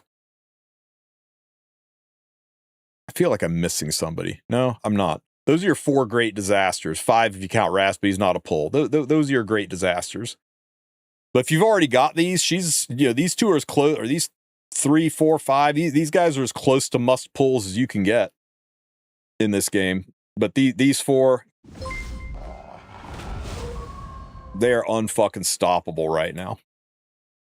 In fact, E7's win rate is E7GG. Yeah, it is. Her win rate's insane. She's brand new, and that happens to a lot of new units because, one, everybody's picking them, and initially, right out of the gate, nobody is banning them because you're a douche if you ban the brand new unit during test week. So she's getting picked into very favorable comps, not getting banned away, and it's artificially inflating her score. Give it a week or so to mellow out and stabilize, and then we can really see how good she is. I still think she's OP as fuck, especially up top. Her and Zio are very hard to fight against, especially if Bellion gets sniped away from you or pre-banned. Very hard to fight. But I don't think she is a must-have unless you are an aggro or cleave player. Then, you know, she's one of the sexiest tools in your tool belt for cleaving and aggroing people. Kit-wise, don't read into that. What do you think about level 1 Aki Soulburn 3 times? I don't think you need to go level 1. I just think you need to put them on a, like do what I did to my Tori here, right? But yeah, I'm sure we were farting around with that early on too. Where's my Tori? There she is. You know, just put her on a bitchin' helm like this. Or put him on a bitchin' helm like this, right? But yeah, people were doing that with Tori too, using a level 1 once and making her damn near impossible to kill. I think that's the thing that people are missing about Aki. Everyone's like, oh, he's too slow, he's just gonna die, he's not very good. I'm like, you freaking CR push him up? How do you ever beat that? He can soul burn 3 times before his HP is below 50%, and I didn't see anything in the rules that said he can't use souls. If he can still use souls below 50%, then he can soul burn 3 times for free, and then he can start using whatever souls you have left. How are you going to survive that? How are you going to survive a 4-turn burn detonation if he's just bam, bam, bam, bam? I think people are going to run... Oh, it's no extra turns without... Still, that's 4. That's 4 soul burns. Yeah, 4 ignore ER soul burns at about a 36k pop per hit. And then DN activates. So I could just run Alots or Ahmed, then Aki, then DN, and then a speed imprint. Holy shit. I don't know. Everybody that's saying Aki looks terrible, he's a total skip. I think they might be in for a rude surprise. Then Bride Senya to protect Aki. Remember, Bride Senya activates when somebody's points are reduced below by external forces. By directly being hit. So Aki lowering his own HP will not activate Senya. Should not activate Senya. Spaghetti coding, but it should not work. Just like if you use an AoE attack that gets you close and then 3F or Ubris pop damage takes you below, that doesn't activate Senya. The pop damage isn't direct damage. So yeah. It would get you so low that as soon as somebody freaking sneezes on Aki, then Senya will activate.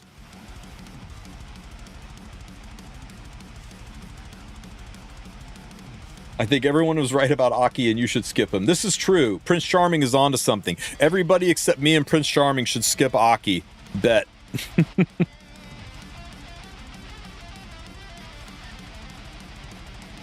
I feel he is solid. He's just meant for a different sort of playstyle. And that's great, man. One playstyle shouldn't dominate. One of the worst times in this game was Golden Boys, where everything was 10-round frenzy, and it was garbage. And the closest thing we had to that worst time was a couple seasons ago when everything was cleave and leave. And if you didn't cleave, you just lost. Those were the worst metas. The far left and the far right. It was the worst of times, guys. You need good diversity of playstyle to keep it fun, especially for watching. RTA is the most visible portion of the game. It's where our advertisement is. It's what makes people see people stream it. They go, I want to play that. So, yeah, having it be boring and awful, it's not good for anything. I don't know why they make male characters significantly worse. Overall, kit-wise, female characters. And then people complain when they, dude, I'm going to, I will see your really good female characters and raise you really bad male characters.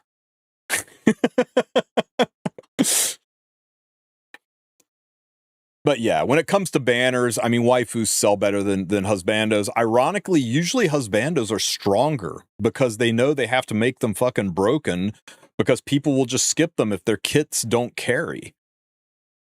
People will pull on waifus because they're waifu, but they'll pull on husbandos after a waifu. They're like, oh, hot damn, she looks so good. I'm going to pull on this. What's her kit look like? I don't even care what her kit looks like. But then a husbando comes out and they're like, huh, okay, what's the kit? Yeah. How many vampire loving emos do you think we got in this game that made you think all of us pulled this guy because he was husbando? No, we all went, holy shit, look at that kit. You think she got pulled for her kit? I think half of the people pulling this unit were like, let's take a look at her kit real quick. Yeah, kit looks pretty good to me. Let's go pull.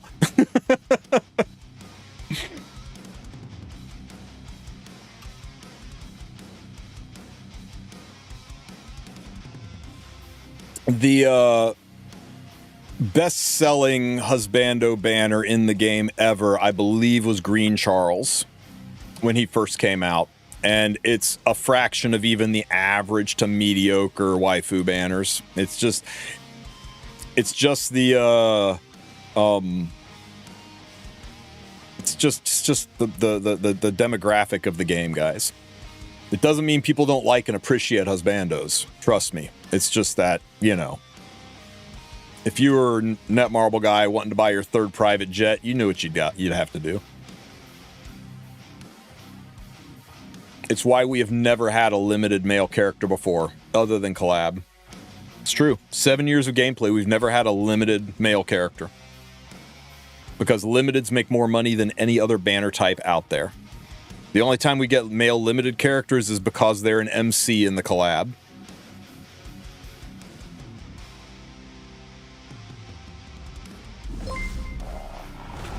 If you think Deanna's cool, you're right. But at what lost? Nah, Lord Noyes did nothing wrong.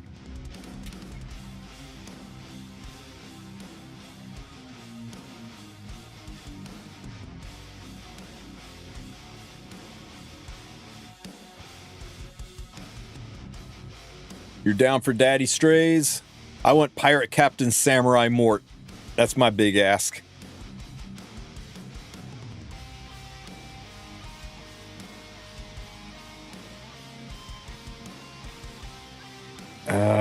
Hang on. People are still having trouble creating teams for the tournament.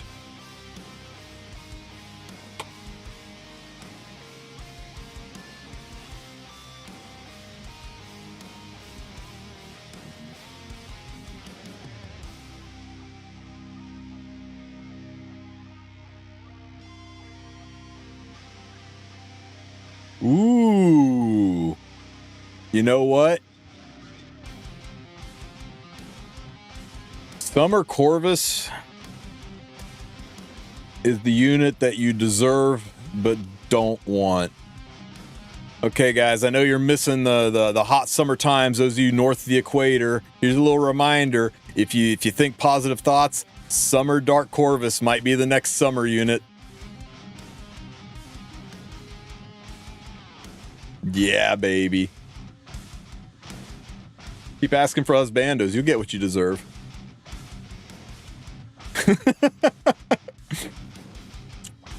There's always that person in chat, I can tell it's their first time seeing it. Hawk's like, oh God.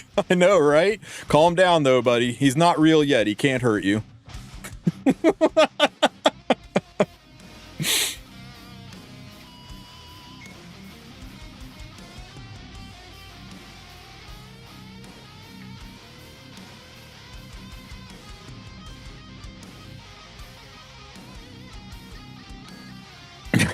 Well, I was eating.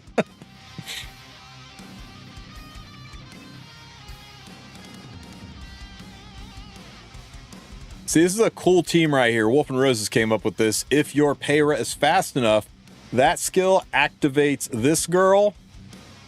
She CR pushes the strays when she takes a turn. No need to burn yet. No need to burn yet. You burn here. The burn here pushes your DN up front and CR pushes that back row unit up, so your whole ass team gets to take a turn. So if you can make it so that your Payra goes first, this is a pretty heckin' safe team. But only if you have a wicked fast Payra. You want an over-sexualized husbando.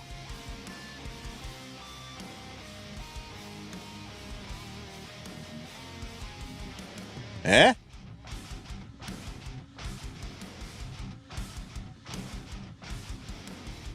No? Eh?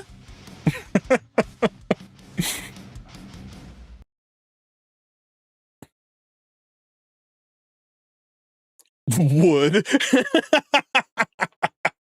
Hell yeah, Kefnet.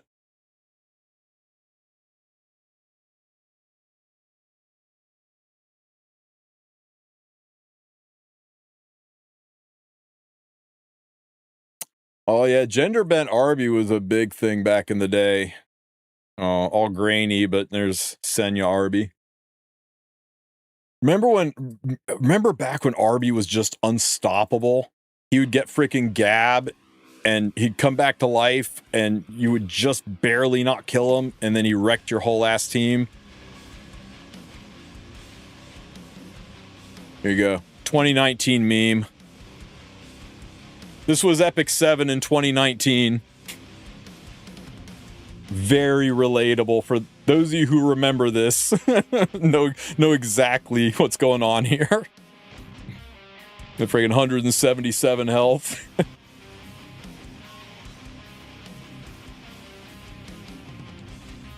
Hey Wolf, I've hit rank 19 with 7,750 points with this arena bug.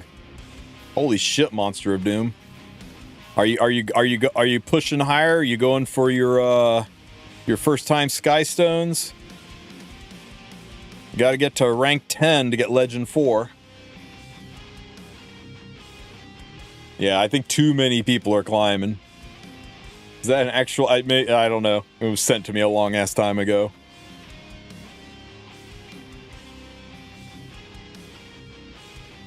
Okay.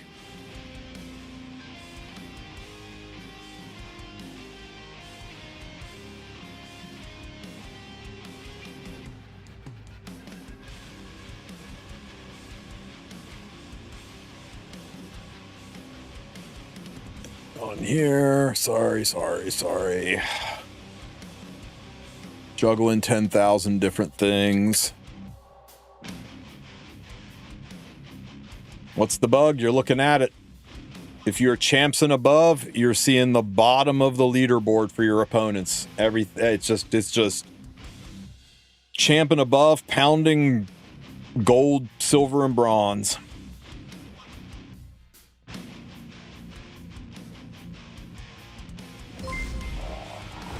Two more pulls, or Hecate getting pitied. She's worth the pity, man. She's a limited. Just pick her up and be happy you have her. I heard global is worse. Well, there's more people playing global. It's the largest server.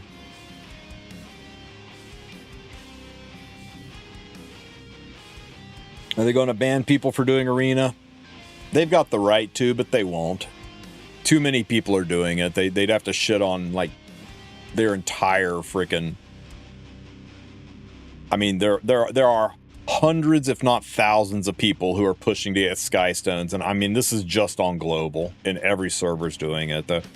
At best, they will put it into maintenance and put out an apology stove post and call it a day. At worst, they'll reset the rankings back to where they were this morning, and people who used it to climb up will have wasted their Skystones, but they'll still have gotten things, you know, they'll still have gotten the rewards for climbing. It's like saying, will you get arrested and hit with a $10,000 fine for jaywalking? Like, no, it's written on the books, but nobody's going to hit you with that.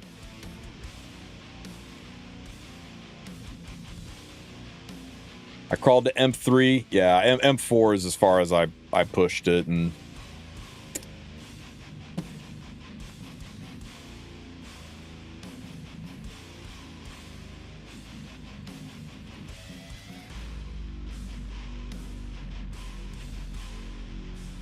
should I choose ML Rowana or ML Shu for injury gameplay? Shu. For injury gameplay, 100,000% Shu.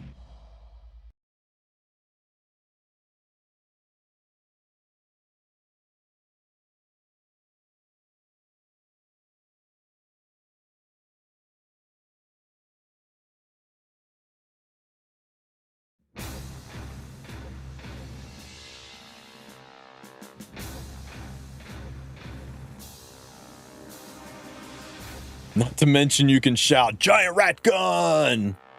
This is true.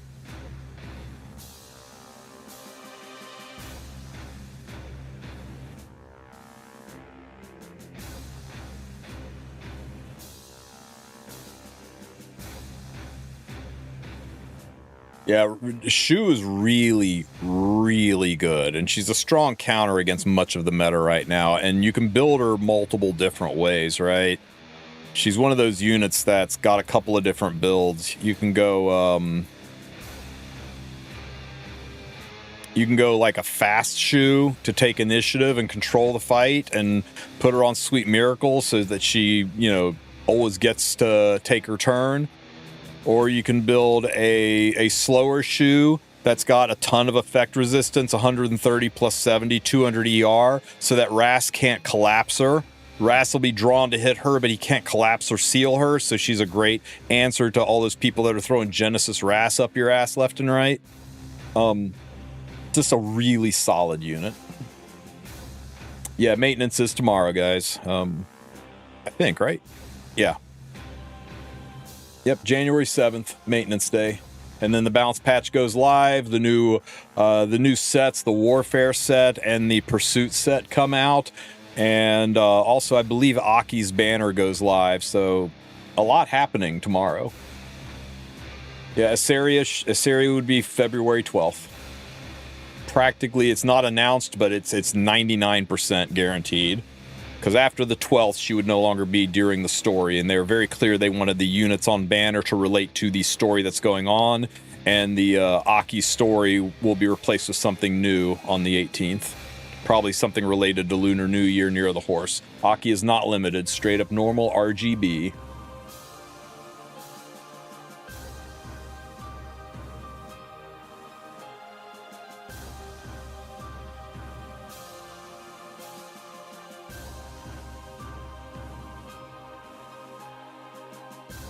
Aki skip his summon. I am not sure I agree. I think Aki is going to be wicked strong for Carlian style cleavers and for people that hide and protect them. But we'll have to see. Well, I'll see how it tests out. But I think he's got the capability to absolutely eviscerate a team. Yeah. That's what I thought, Richard. That's what I thought. I was like, maybe Siegfried's gonna be our fifth guardian. I mean, forget Heinian. Maybe we finally get Siegfried. Wouldn't it be cool if it was the Sieg version of Siegfried as our fifth guardian? You hate Freerin? Oh yeah. You hate Freerin. You pull Aki. Aki. He shits all over that elf. Guardians are fake, they don't exist. You're kind of right. How long after a unit's first banner do I have to wait to pull them in the curated targeted pool? Once their banner is gone, then they will appear in the Covenant summons. So the day Aki's banner ends, the next day you can add him as a wish list. And that, if you're wanting to play the long game, if you're free to play or very, very light spender and you want to make sure that you're able to get get the limited units that are coming up, you can totally skip Aki, and then once his banner is gone, then you can just go over to the summon section and you can go over to Covenants and you can add Aki to your wish list. He will be over here as soon as his banner ends. But remember, you don't pull on Covenants a lot, and when you do, it's only a 1 in 7 chance to get Aki. But It's better than nothing. And if it's a choice between do you get Aki or do you get the next limited hero? Well, yeah, you get the next limited hero. And then you just wish list Aki and, you know, maybe luck sack into him here, or eventually down the road when you get an RGB selector, you can choose him from that.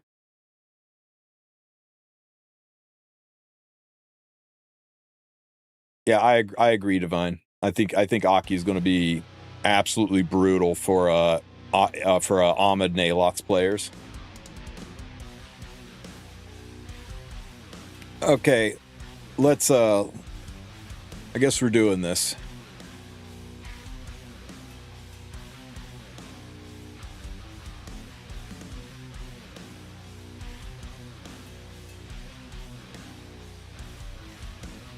Feels like a waste to use this here. But how about a taste of this heat? Let's step it up a notch, Vortex. Okay, first of all, top freaking notch animation. Once again, the animation team knocking it out of the park. Let's go check out this Soul Weaver. Inflicted on the target. Okay, attacks the enemy with 100% chance to burn for 1 turn. And at the end of that turn, it detonates the burn. Detonating a burn means you do 50% more damage. Burn is 60% of your attack. Let's say you put 5,000 attack on your Aki, right? So you got 5,000 attack, right? Aki gives himself, you know what? We're going to say 5,000 is all you can pull off even with his built-in passive, right? Let's just say your gear is shit, and that's all you can do with your built-in passive.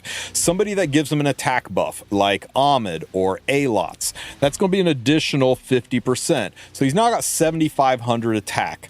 When the burn goes off, you do 60% of that as damage, right? So you do, 7,500 times 0.6.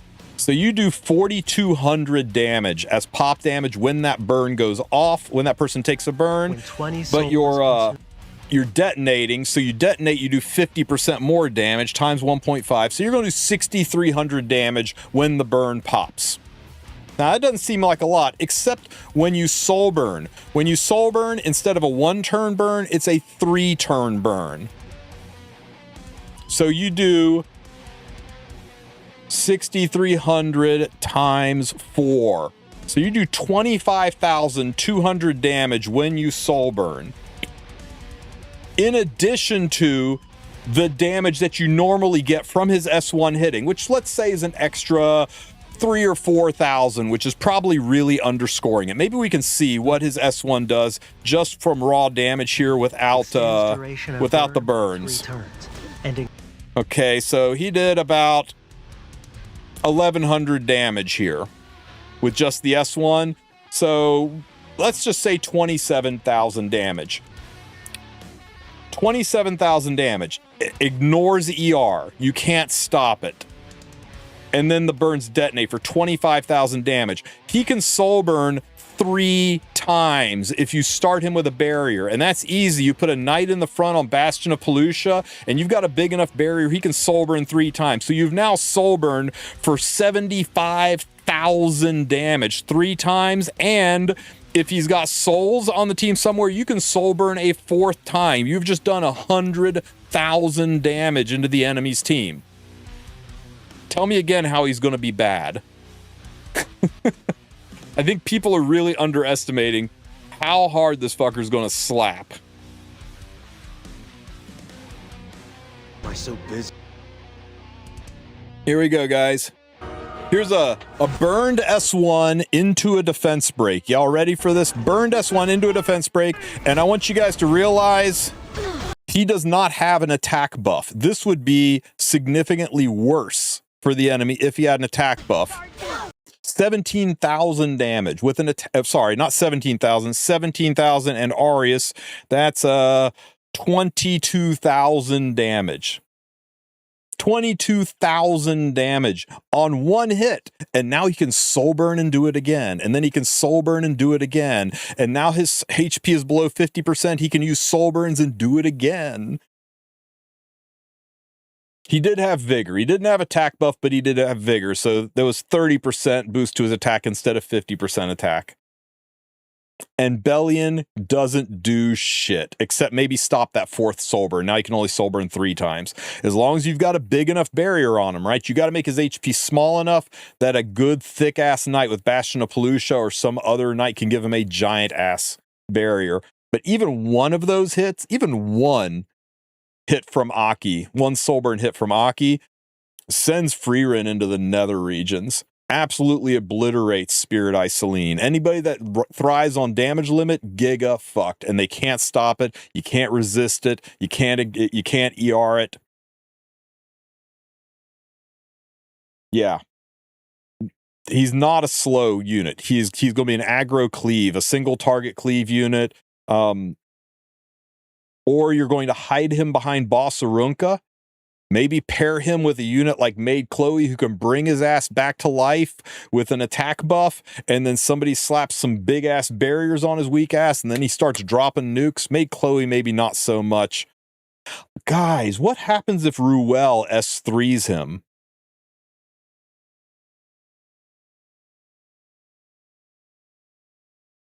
I wonder if he'll be bugged day one, where if Ruel S3s him so he can't lose HP, if he can just infinitely soul burn.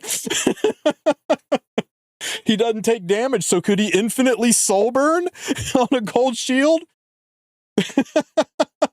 So yeah, it's a very unique kit, and a lot of we've been down this road before. Abyssal Euphine, absolute trash. How you going to use this unit? She'll just die. Boy, did they show us. Karena. Oh my god, why'd they save the worst for last? Karena's terrible. She's the only Espa girl that's still used. Yeah. Every unit simultaneously needs a buff and a nerf, but Aki is either going to knock our socks off or he's going to be really mid. We don't know. But don't watch some reviews of this guy and sell him down the river until we have seen exactly how he works. Because I think people are missing the plot on how Aki's designed to work. I think he's going to do some shit in this meta, in this damage limit, high tank, burst through Boss Arunca's kind of meta. I mean, they're showing he's clearly designed to deal with Aruncas and Bellions, and he does it with authority. But he is a non-limited unit, and if you are really lean on Skystones, I do recommend that you wait until probably around the 25th range.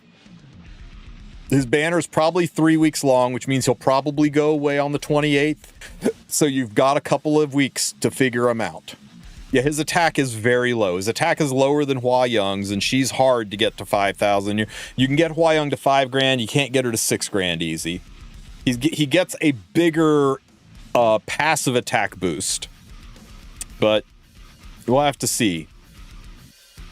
But yeah, I would at least wait until midway through his banner, where people who've tested him out and see if he's really good, and also you can have your eyeballs on to see if a limited is getting ready to come out, right? If you go all in on Aki and you triple S the guy because he looks cool as hell, and then they announce a limited unit coming out on the 22nd, and you're like, oh fuck. you don't be that guy. So if you're on the fence, let somebody else buy it before and try it, and then you can make an informed decision. Me, I'm pulling him day one because he looks like my kind of unit. Yeah, Bihu did get buffed. No, he can't be resurrected. He can't receive healing, but you slap a gold shield on him and suddenly his heal doesn't go away. I don't know, man. I don't know. That sounds like it could potentially be a... I don't know. I'll have to ask the CM about that. It's like, hey, on your test server, did you see what happens when you use Ruel's S3 on Aki or somebody else with a gold shield? Now, I mean, the gold shield will wear off, right? But so he would S3 the gold shield wears off. I think it would give you at least one additional soul burn. Hey, here's somebody you'll know. Valky. Thank you for the raid, brother man. Hey, Valky. I got a question for you. You got your ears turned on? You know how when Aki soul burns, it reduces his health, right? So we got a big fat barrier on him so that when he soul burns, it just cuts into the barrier. So theoretically, you could get like 3 soul burns off on his S1 before he really runs out of HP. What happens when like someone like Ruel puts a gold barrier on him? Do we just get a free extra soul burn because his first soul burn doesn't move his HP at all? Just the gold barrier goes away? Yeah. Yeah, Anyo picked it up. I think we do. I think you could theoretically get 5 soul burns doing 125k damage out of this guy, but that's a Guild War thing, right? Ain't nobody letting you do that in RTA.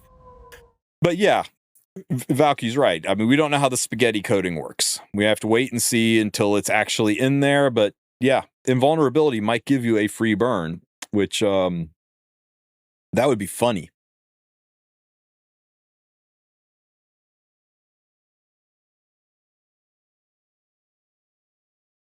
Yeah, that's true. Barriers are only for 2 turns. So the barrier would wear off, so you would only get your 3 turns because the barrier would go away and then the next burn would go down. But for people who can't build a low enough HP to get a 3-turn barrier, people that are just running like some janky barrier set where they could only theoretically get 2 burns off, it would I don't know. We'll have to test it. Will he revive with full HP? I don't know that you will be able to revive him. If you revive him, he might come back with... I don't know. I don't know. He can't receive healing effects. So does revive bring him back at 0 HP, or is revived with HP considered healing effects or something different? Wretched Rose is totally different. I strongly suspect Shooting Star Hades can heal him, because Shooting Star Hades can heal through things that are supposed to stop healing. Because Shooting Star Hades is a weird style of healing effect. So yeah, there's a lot to be seen when we test him out, guys. But I think people that are writing him off saying he's going to be absolute dog water are not wrapping their brains around what 21,000 damage 3 to 4 times in a row can do to an enemy team. It's wild. But we'll have to see.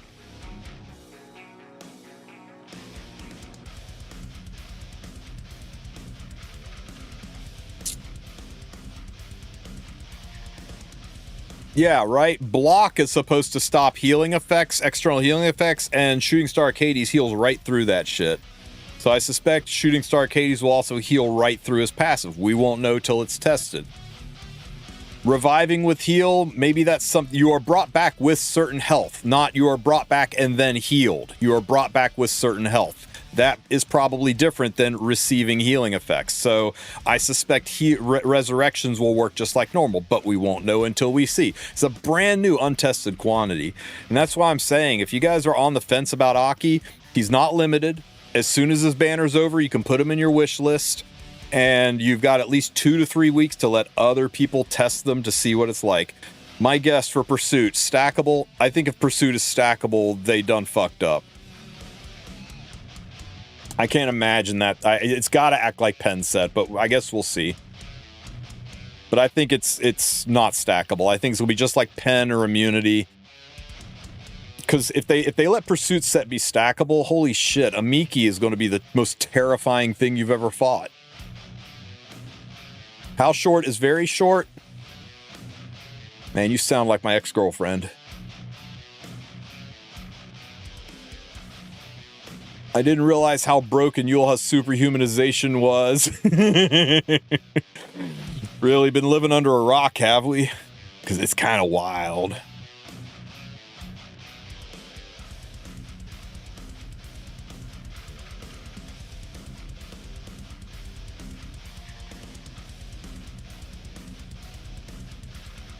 Give me a second again, guys.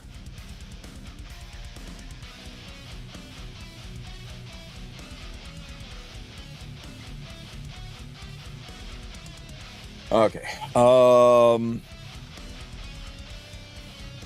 Is Hecate's artifact worth summoning? Hecate's artifact is really good, but it's only good on 3 units right now, right? It's good on Hecate. It's probably best in swap for Fire Hua Young, and she is getting a buff. So if you want to wait for Fire Hua Young's buffs and see if she's more important, then go for it. But she's still fine on Uberus. It's just better. And the only other person I can think of that this artifact might be good on currently is Amiki. But again, Uberus is really good on her. Outside of that, I can't think of anybody that artifact's worth having on, but I think Uberus is fine for Amiki. I think Uberus is fine for Hua. If you've got plenty of Uber-Eye laying around, then you don't need more, but if you want to pick some up, but it's not such an important artifact, I would go ham on it.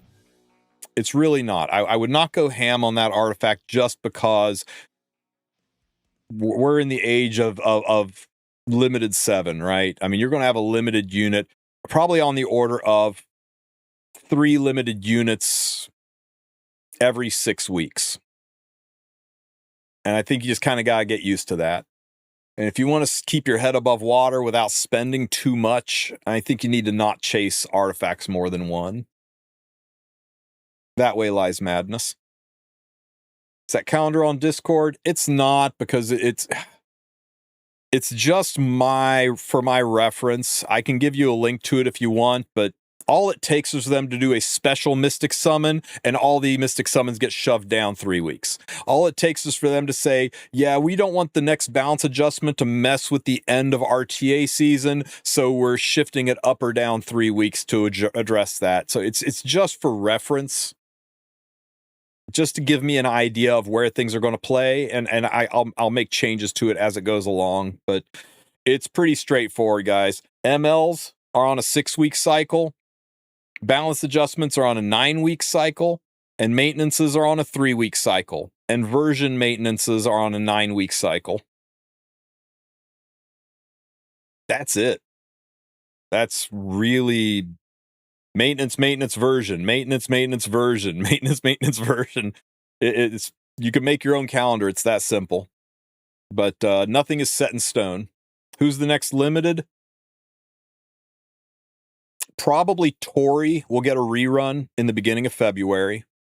And then we'll probably get a Lunar New Year limited here. Hang on. I got to get full disclosure if I'm going to do this shit again.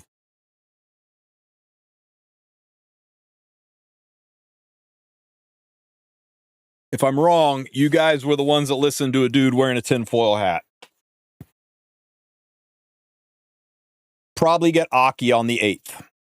Probably the 14th through the end of the month, we'll probably get a custom group summon where you can select limiteds. Probably. Probably the first week of February, we'll have a Tori rerun. Probably February 18th or 19th, we'll have a Lunar New Year limited unit. Probably themed off the Year of the Horse in one way, shape, or form or another. Probably in March, we'll have the new limited Biblis unit rollout. Probably in April, you'll have a limited Ranak rerun. Probably in May into June, you'll have limited summer unit reruns. Probably in June to July, you'll have new summer limited units. And then August, we're into the E7WC, and you're going to have the new boss hero. Not a limited, but something insane. Somewhere also in all that mess is... Didn't China have a limited unit heading our way? Yeah, Fene was Year of the Snake. Tori was Year of the Rabbit. Now we're into Year of the Horse, guys. So, yeah, that's a lot.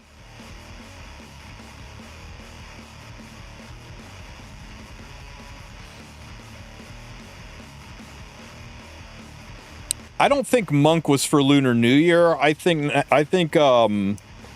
Nakwal was for the launch of the China server. She was in celebration of the China server. Yeah, a lot of people are like, oh, Uma Musume collab confirmed. That'd be crazy. Wukong and Nakwal, yeah, Those were all... Knockwall was the China launch, and I thought Wukong was like China anniversary. I don't know. I'd have to look it all up. You guys can check... you can check Cecilia Bot if you care.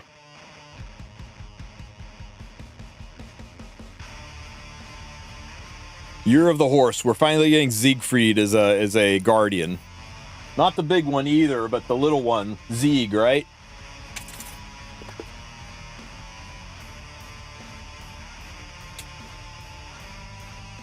Don't read up too much into my calendar, and everything I just said there is total theory crafting, prognostication, soothsayer, crystal ball level guesswork.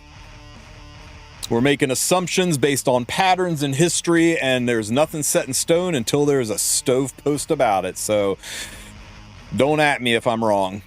If I'm wrong, it's probably Byako's fault. When do you think 3F scam version would come? Probably 4 to 5 more months at the earliest. Noted. Everything Wulf says is true and valid. Yeah, why not? So if horse, we about to think of a speed unit? I don't know.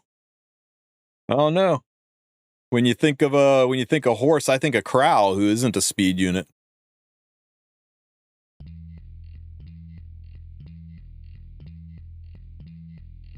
Dude, for Year of the Rabbit, we got this.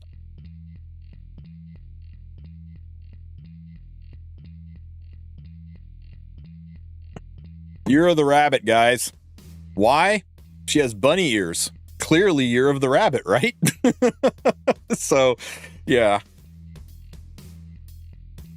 Who knows? Who knows how they'll tie it in?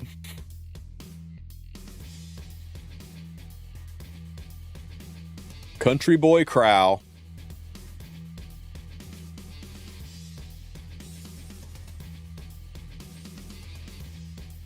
We don't have any horse suing, do we? I don't think we do. I don't think I've ever seen a horse suing in this game. In fact, other than Crow, I don't think I've ever seen anybody on a fucking horse. Do horses even exist in Orbis?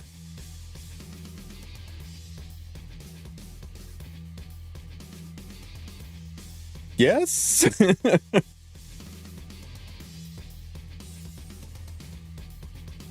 Victorica. Well, no, she's riding Siegfried, though. It's different.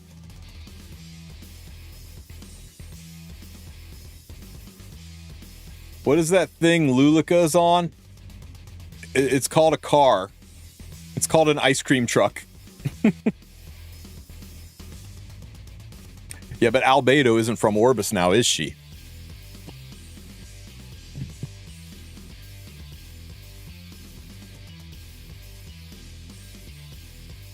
Lulicar, making vehicular manslaughter funny. If I push an arena, is it subject to ban possibly? Extremely unlikely. I'm not Smilegate. I don't get to make that decision. Technically, in their policies, it says that abuse of unintended in-game mechanics is a punishable offense, but they aren't going to do it. I mean, I'll take the content creator hat off for a minute and talk to you for real. Thousands of people are pushing to get their Skystones. There's no way Smilegate bans thousands of players. It's not going to happen. Officially, content creator Tristen is supposed to tell you, don't do anything that might jeopardize your account, but you're a big boy, you can make your own decisions. But nah, there's no shot. If Smilegate was really upset about it and had their knickers in a twist, you couldn't go into Arena. You click on it and it would say not accessible. They'd lock the shit down while they fix it, but they're just trying to figure out how to fix it in the slowest way possible, because why is this still broken? This has been reported for hours. What's the Arena bug? You're looking at it. Look at my rank and look at my opponents. If you're champs and above, you're fighting newbies. The leaderboards got flipped, right? It's the same in Hall of Trials. If you go over to Hall of Trials and look at the leaderboard, It's flipped. The lowest ranked people are at the top. The issue is apparently it takes your ELO and applies it against a similar ELO on the leaderboard. But since the leaderboards are flipped, the higher up you push, the lower level the people you fight are. So the Emperor and Legend people and even the Champ people are fighting newbies. That's weird. Whereas the veteran, the poor people who are down in Challenger and Masters are fighting hard fights. And God, I can't even imagine what the poor bastards in Bronze, Silver, and Gold are facing. They're down there fighting Lucira and stuff. Yeah, new players are getting their asses handed to them right now. So, yeah, new players are facing Legends. Yeah, it's the same here. Look at the ranking. Leaderboards are flipped. But it lets you see how many people are playing, right? 75,000 people playing RTA or Arena right now. That's about right. If you want to see how many people on your server are playing Arena, who's on Asia and Europe? How many people are on Europe and Asia? Global's got 75,000 people playing. I'm curious how many people are playing Arena in the other servers. But dude, I was ranked 600. I've dropped 111 points just in the time we've been yapping. So yeah. People are spamming Arena like crazy right now. 16,000 in EU. Yeah, a lot more global players in EU.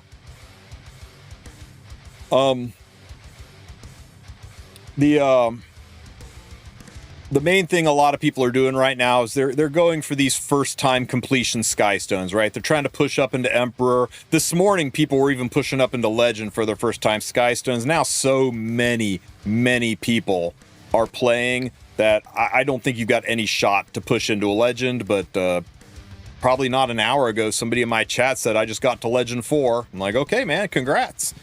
But if you want to dump some Skystones on some flags and go chase these first-time Skystone rewards, especially if you're relatively new at the game, go cash in, man.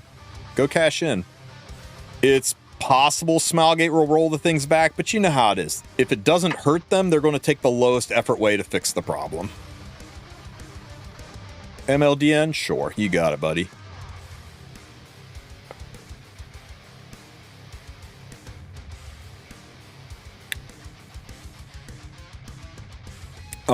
Best in slot rage set.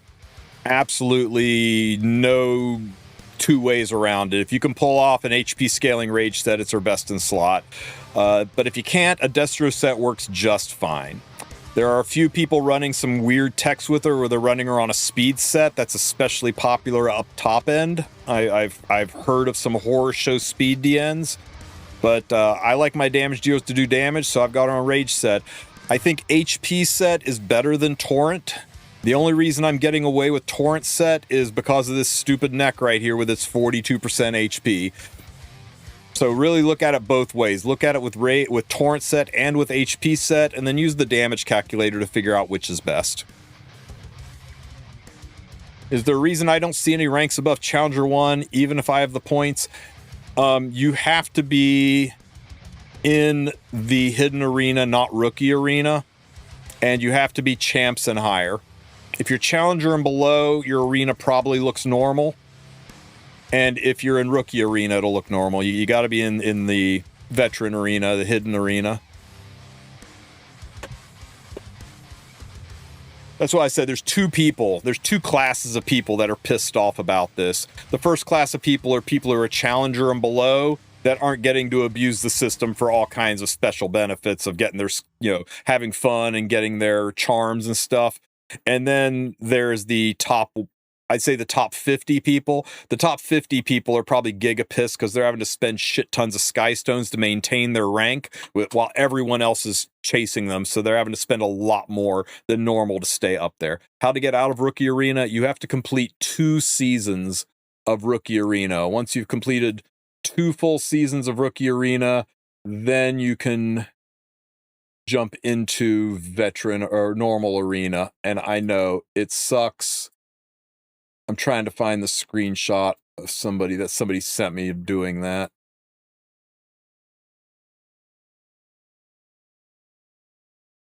You get a little congratulations for graduating to standard arena message. Who was it that sent me that? It was you, wasn't it, Beardy?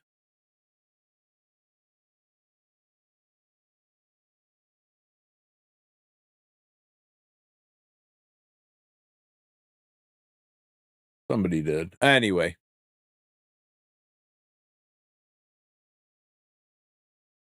Yeah, see, I would build this over a rage version with 270 crit damage. Well, let's see, right? Let's see. If we go to damage calculator, E7, and we do DN with the D, and we run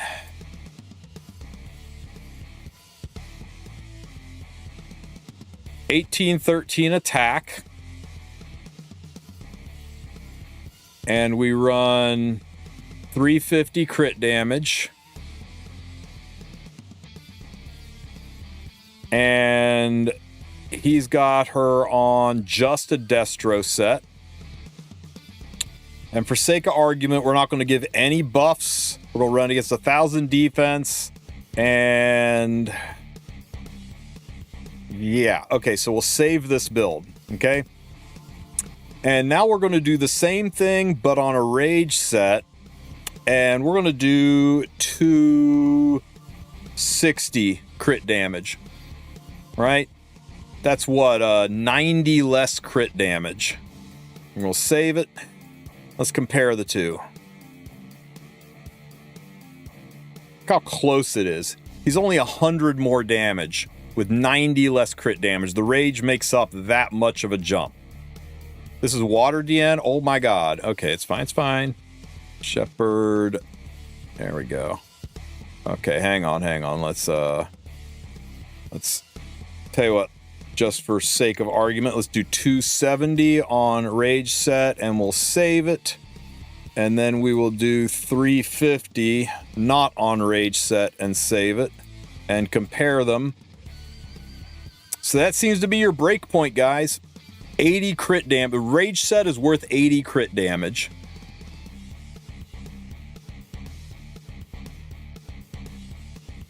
I mean, that's at 10k health. If he had what health? 22,957. 22,957. Save. And then there was 270 with rage set. Save. Pair. I mean, it's still the same, right? Still the same. So, yeah, try building them both ways and see what you can pull off. It is a massive amount of crit damage to make up the loss from rage set. But remember, rage set's conditional. If you fuck up and Lady the Scales cuts and cleanses all the debuffs, you don't get to do shit. But the fact that she puts the seal on before she attacks means the S3 at least is always going to get that rage bonus, unless it's into units that don't take buffs. Rage set's terrible into Hua Young. I don't like taking Dian into Hua Young in the first place.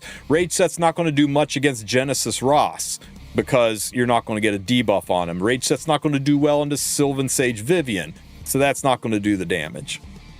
So that is the Achilles heel, and those are situations where this build will be better than mine. And speaking of which, this build right here, let's compare it to my build on damage. Why don't we? I think he's going to do more damage than me.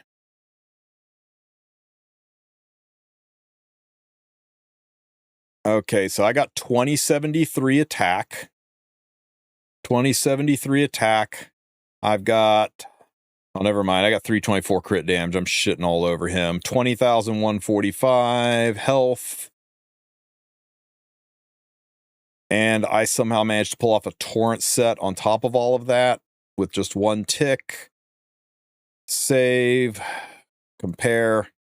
Yeah, that's mine on the bottom. A little bit more damage than either of the above. How fast is he, though? And we're about the same speed. Play around with it. Figure it out. Is 288 Sigret enough? Flag bearer Sigret?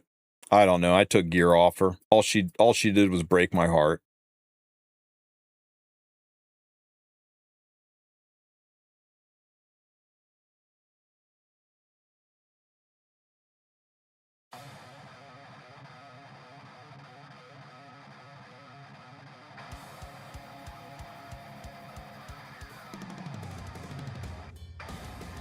Will there be another bounce update within the ML Headhunt frame? If you started your ML Headhunt near the start in the first 2 weeks of it, no. The next, I mean, you can do it. It's easy to do, right? Just go to your Headhunt and see how much time you've got left. So for me, I have got 48 days and 9 hours left. Okay. So the next balance adjustment will be revealed on February 27th. So go over to Google and type how many days till February 27th. 52 days until the next balance patch is revealed. So if you have more than 52 days left, you'll get to see the next balance adjustment. If you have less than 52 days left, you won't get to see the next balance adjustment. The only thing that you have left to wait for, really, is if you've got 40 Galaxy coins, maybe you want to sit for another 25 days and see if your choice drops in the shop and you can buy it with 40 coins. That's it, though. If you don't have 40 coins, you got no reason to wait. Lock in what you want and run. I guess there's one other thing, right?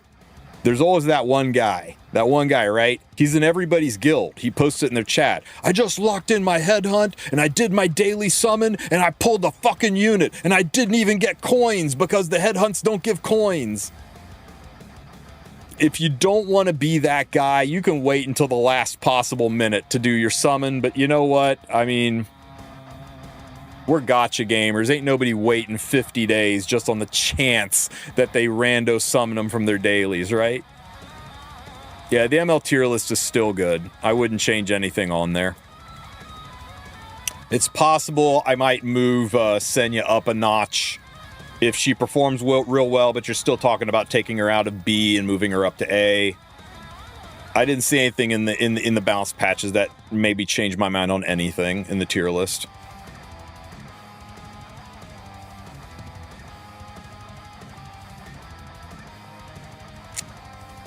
Yeah, guys, I mean, I still stand by this.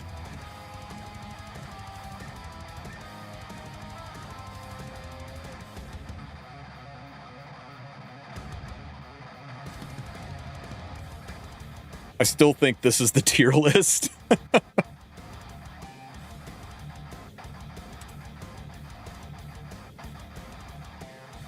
But waifu over meta. Pick who you want.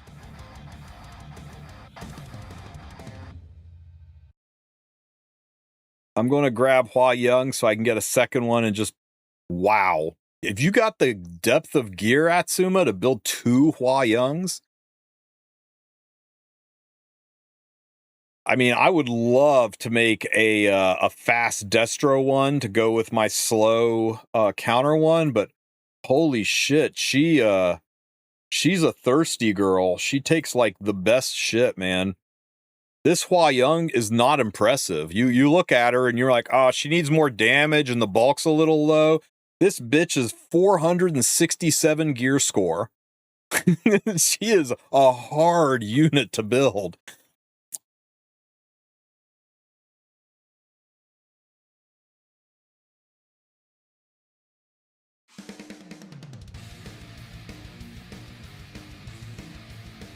I mean, she's not hard to build to like just get her on the field. You can go base speed counter all day long. You can go relatively fast on Destro and have her work too. But to play her like on the highest end where she doesn't just randomly pop like a zit sometimes to make a really like meta Hua Young, I think she's probably one of the 5 hardest units in the game to gear. I think a brand new player picking Hua Young, they got to realize they're picking an investment hero. and that if they take her into the wrong fights without a little bit of backup and protection, she may disappoint. There's a reason that when Hua Young first came out, in the exact same form she's in, no buffs or nothing, that people said this unit needs a buff, she just dies. Imagine that. For almost 2 weeks, people were screaming all over Stove and Reddit, Hua Young needs a buff. I shit you not. Those comments aged really well, didn't they?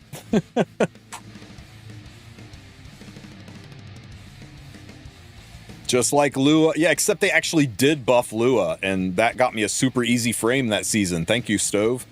Yeah, people said Arya needs a buff. She's really good. I think probably we peaked. I think we peaked at Albedo needs a buff. I think that might have been like the best time. If you said Albedo didn't need a buff, I made a video saying Albedo didn't need a buff. It was the first video I ever had with a 53% like to dislike ratio. People like went up my ass over that.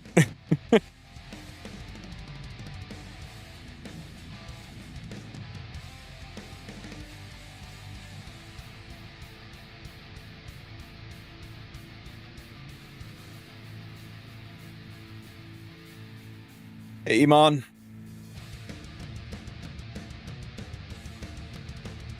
All right, guys. Anything else you want to see or talk about before I go make some dinner? Have fun beating up newbies while you can. Smilegate's bound to patch it sooner or later.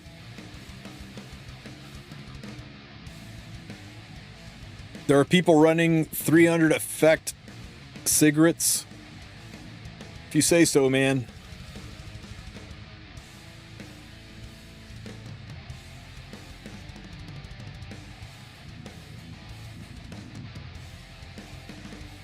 What if this headhunt done for coin? What? Unlike the event page. Speak English, Spacial. You're confusing the hell out of me. I'm deciding between ML Chloe and Ruel. They almost have the same job. Oh, I don't know why you said Maid Chloe and my brain went to Shu. Probably because you said MLC and I immediately got like flashes of rats. Ruel versus Chloe. I would lean towards Ruel, but they're both really good. DM Sue. That's a Sue or Valky question. But yeah, pound for pound, I think Ruel's going to be slightly more usable than... DM you what? Headhunt, Ruel or Chloe? Yeah, Sue agrees with me. He says not even close. Okay, that's the difference between me and Sue, right? I don't have to think because I'm a cleaver, but Sue knows what the fuck he's talking about. So yeah, get Ruel.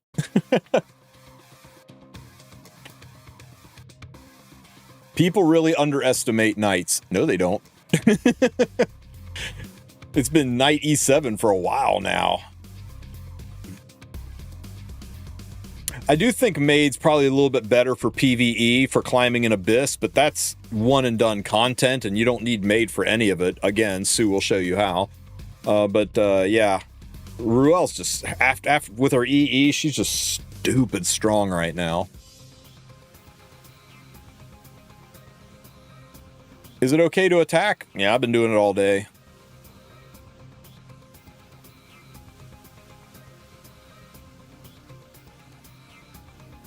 I think if Smilegate cared, they would have told us by now. They would have told the influencers to tell the community. They would have made a stove post. They would have locked down Arena. They would have done something to keep the thousands and thousands of people who are doing it from doing it.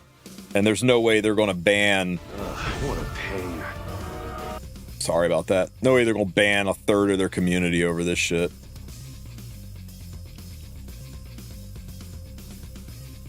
Is the new DN worth the ML pity? If you're an aggressive player, yeah. I think she's probably one of the best and most fun Cleave aggro units out there. If you're a slow player, if you're a turn 2 or tank down player, her utility is reduced greatly. You'll still enjoy her in Guild War and Arena, but you probably won't reach for her as much in RTA. But if you're a Cleave or an aggro player, or even a high standard player, I think she's very worth it. She is a metric fuck ton of fun, and she is very strong. I do not regret the pit. She took me all the way to pity and was worth every penny. The only reason I would skip her is if you never play faster than a crawl. You're just tank down, turn 2 player, day in, day out. You don't much care about Guild Wars and Arena, and you just love elves. And Asaria in all forms is waifu, and you can't wait to have 4 Asarias at your table. Well, then, yeah, you know what? You gotta do what you gotta do.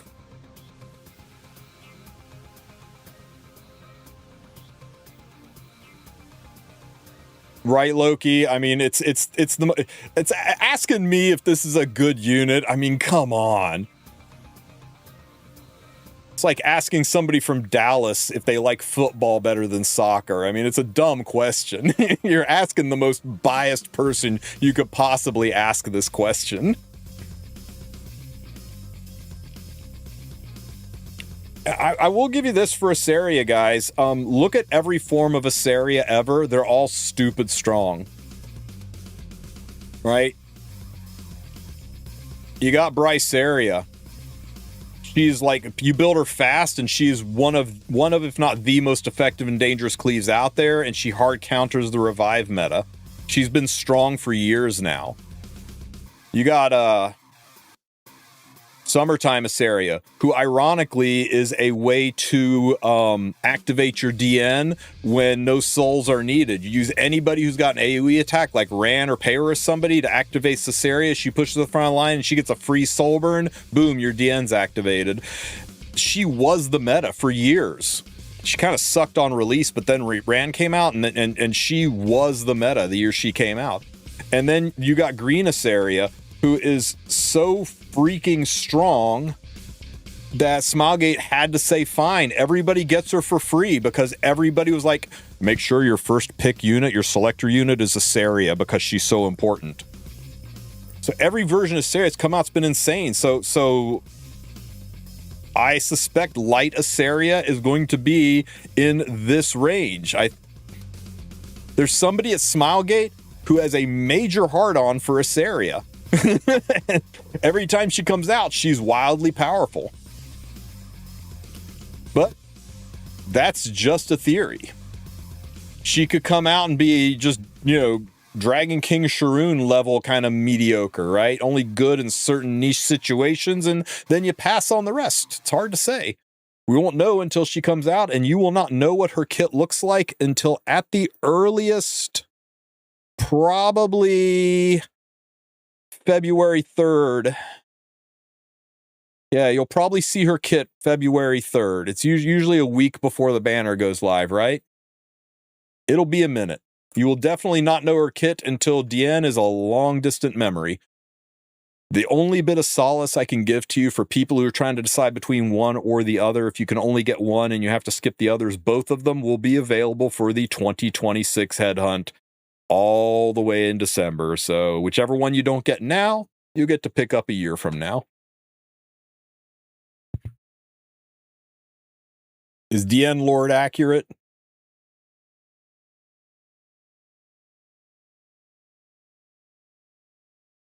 Yeah, I think so. Living Dead Girl's pretty amazing.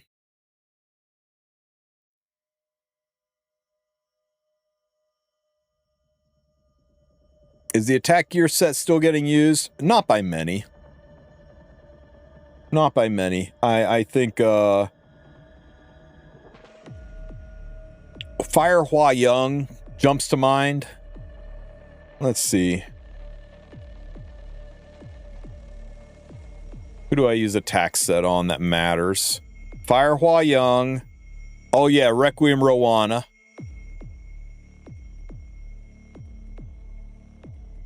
That's kind of it, guys. Firehua Young and Requiem Rowana. Try saying that name 3 times fast. Rekro is probably the only legitimate attack user outside of Firehua. But it doesn't mean another attack set user won't come out in the future. But here's the thing. You only get 45 gear score out of attack set. Destro set.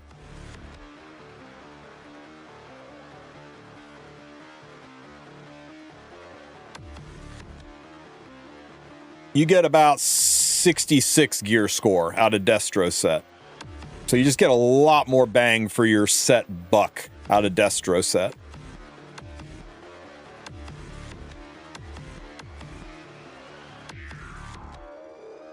Can I show you my Abyssal Euphene? Sure. Damage Abyssal Euphene for when you just need shit to die. Prot set Abyssal Euphene for when you do not want to be cleaved. Two very viable builds, two very different jobs. I use this one mostly when I'm anchoring my cleave. I use this one mostly when I am going into things like Guild Wars, where I need her to be a damage dealer. People still use Euphene, not as much as they used to.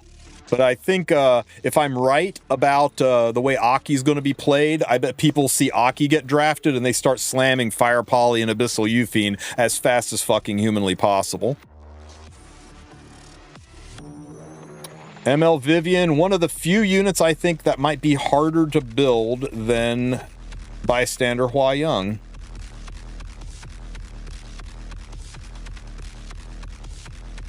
Sorry, Corey, what was your question? I missed it there. Let me see. What'd you say, Corey? Please. Man, I totally missed your question.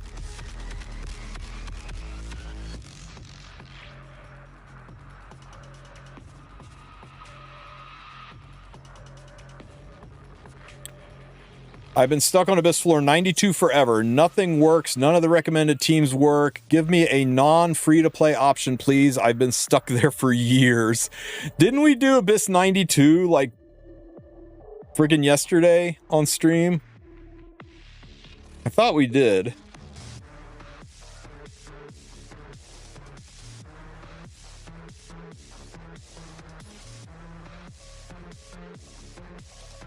Nah, I almost nailed it.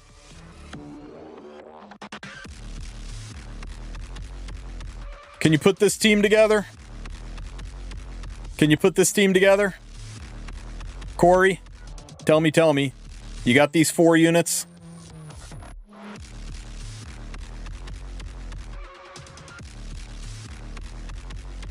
Because if you got these 4 units, we're going to absolutely destroy it.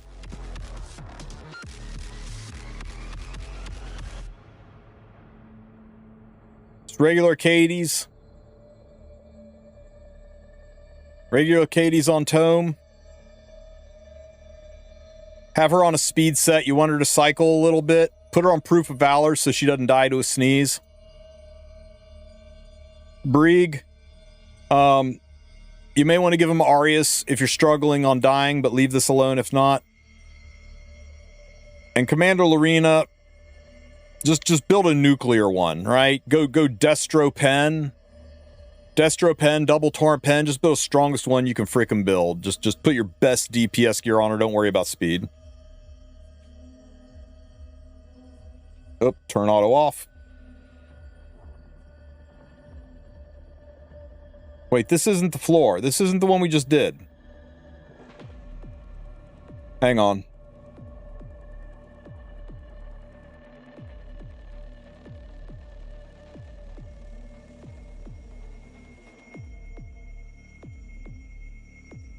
Okay, it wasn't 92 that we did yesterday.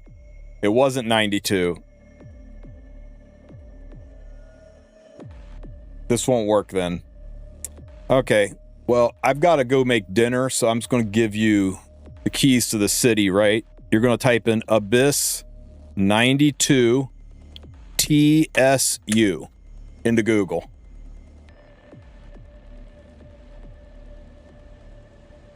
There you go. This 92 TSU. I'm Sue. Okay. Yo, what's going on, Epic 7? Abyss 92 is going on. Sue gives you free-to-play versions of every freaking Abyss floor, and they are always pretty stable. Follow his guide, build shit just like he has it built, and he'll walk you through all of it. Here he's using Ras, Tam, Cuirass, and Commando Arena. And he'll walk you through how to clear every single Abyss floor from 92 to 120. Now, you can also do... I don't know if I did a 92-1 or not. Abyss 92, Tristen Wulf. No Limiteds, no ML5s. Tywin Roman. Oh my god, this was forever ago. With Dizzy. Oh shit. Remember when Dizzy was a unit you could recommend to people because everyone had her back in the day? Yeah, I mean, dude, my videos are so old now. They have 5 years ago, 2 years ago. I need to redo my Abyss series someday. So one of these days, I'm going to redo these with like, here's the not free to play version. Here's the I've been playing for a while and I just need to get this shit done version. And I'll link Sue's video in the description saying, if you can't build this team, don't ask me for a replacement. Go watch Sue's video. But Corey, join my Discord, discordwolf.com, and you can join my Discord. And if Sue's video doesn't get you through it, shoot me a DM. We'll jump into a room together, and I will hold your hand and get you through it. Okay, we'll make it happen. I don't have time right now. It's 7:30 at night, and I got to make dinner for everybody, or they're gonna come down here and skin me alive. And I like my skin.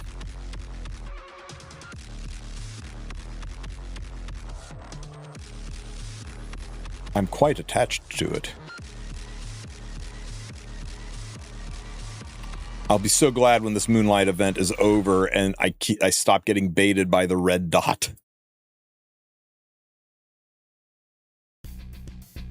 I'm still pissed that Smilegate couldn't get any of my old account back. I'm sorry, man. I mean, they could, but yeah. Like Zeal said, Stenny is good for this one too. Okay, so here's the thing, right? For those of you who don't know, I'm going to let you know right now. I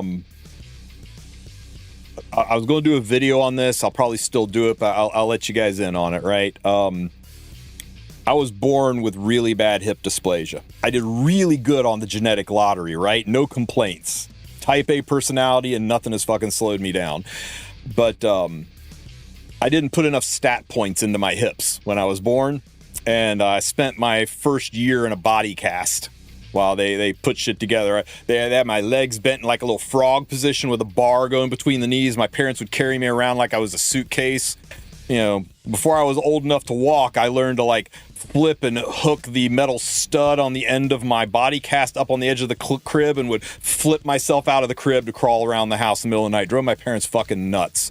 But anyway, they slapped it back together as best they could. They didn't really know what the fuck they were doing, and they did a good amount of damage to the blood vessels that feed the bone. And when I hit puberty, my hip socket grew normal, but the ball stayed small. Not enough blood flow, and the head of the femur died. So I got really bad necrosis in the bone where the bone started dying, and then it starts slopping around in the socket and rubbed all the cartilage out. And needless to say, by the time I was about 14 or 15, I'm walking with a serious limp. I'm in extreme pain. My parents are like, stop faking it or we'll have to take you to the doctor. And my mom knew shit was real when I looked her in the eye and said, take me to the fucking doctor. So he took me to the doctor, and the first surgeon said, well, I can do this surgery where we pin his legs and then he'll be in a wheelchair the rest of his life.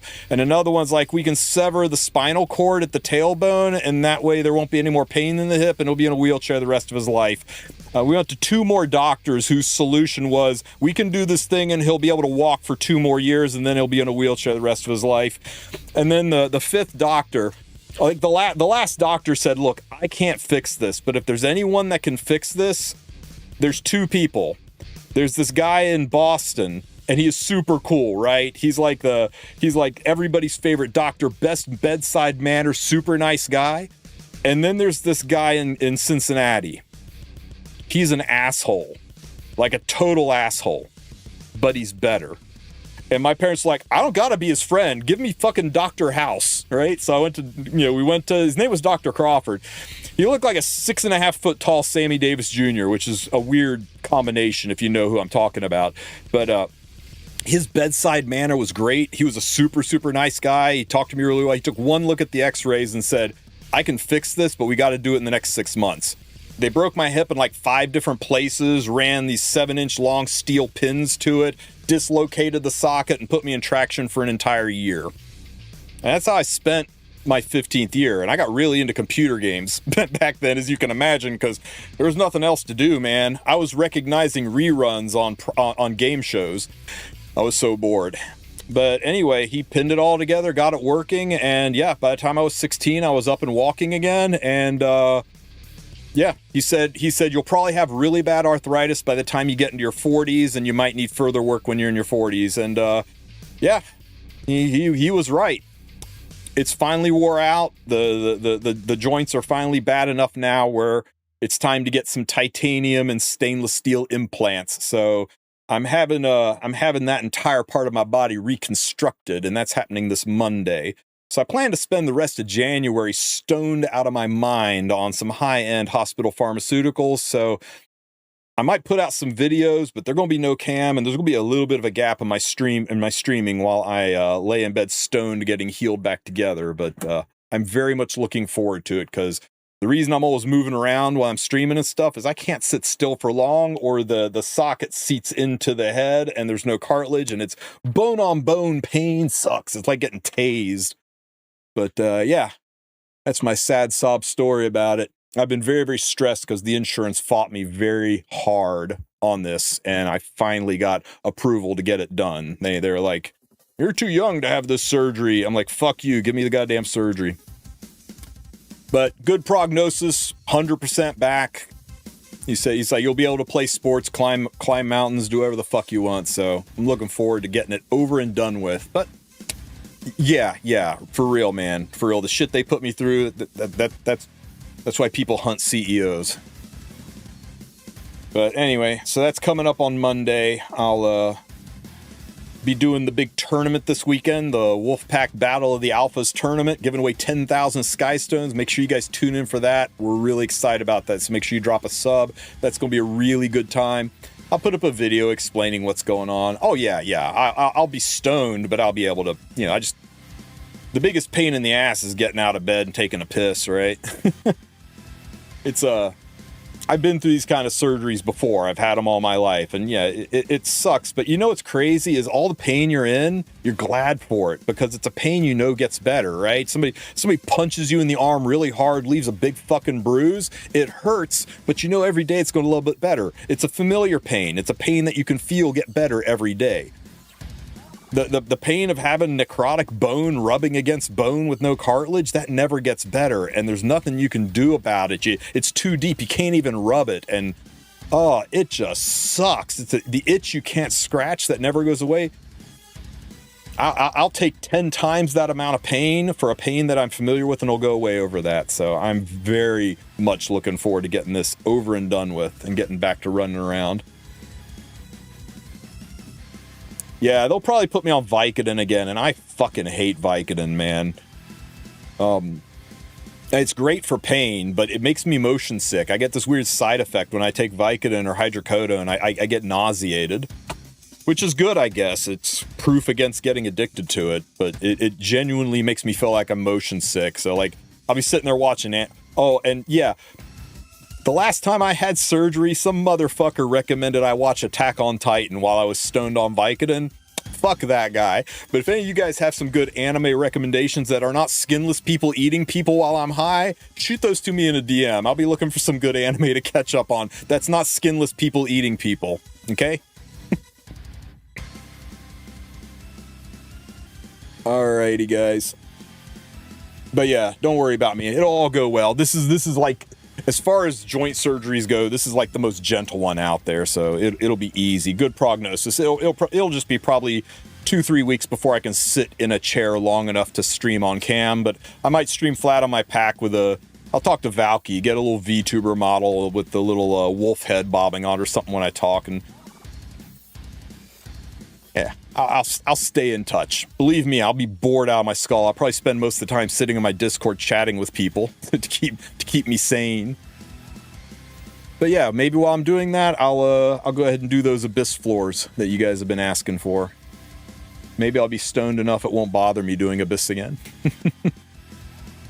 All right, guys, I'm going to go make dinner. Thank you all for being here. I hope to see you guys on Saturday for the Battle of the Alphas. And in the meantime, holy mother of God, Luca is streaming Epic 7. You guys remember Luca? Anybody around for Luca? She was a community manager for the longest time. Let's all go say hi to Luca. She's like freaking salt of the earth good people. Make sure if you got a prime that you haven't spent on somebody, go show her some love. And I'll catch you guys tomorrow. Tomorrow we have the news drop, the big news drop, the big maintenance podcast before the January 8th hype bounce patch. It's going to be crazy. Good luck on your arena climbs, and I'll catch you guys tomorrow. Take care, everybody.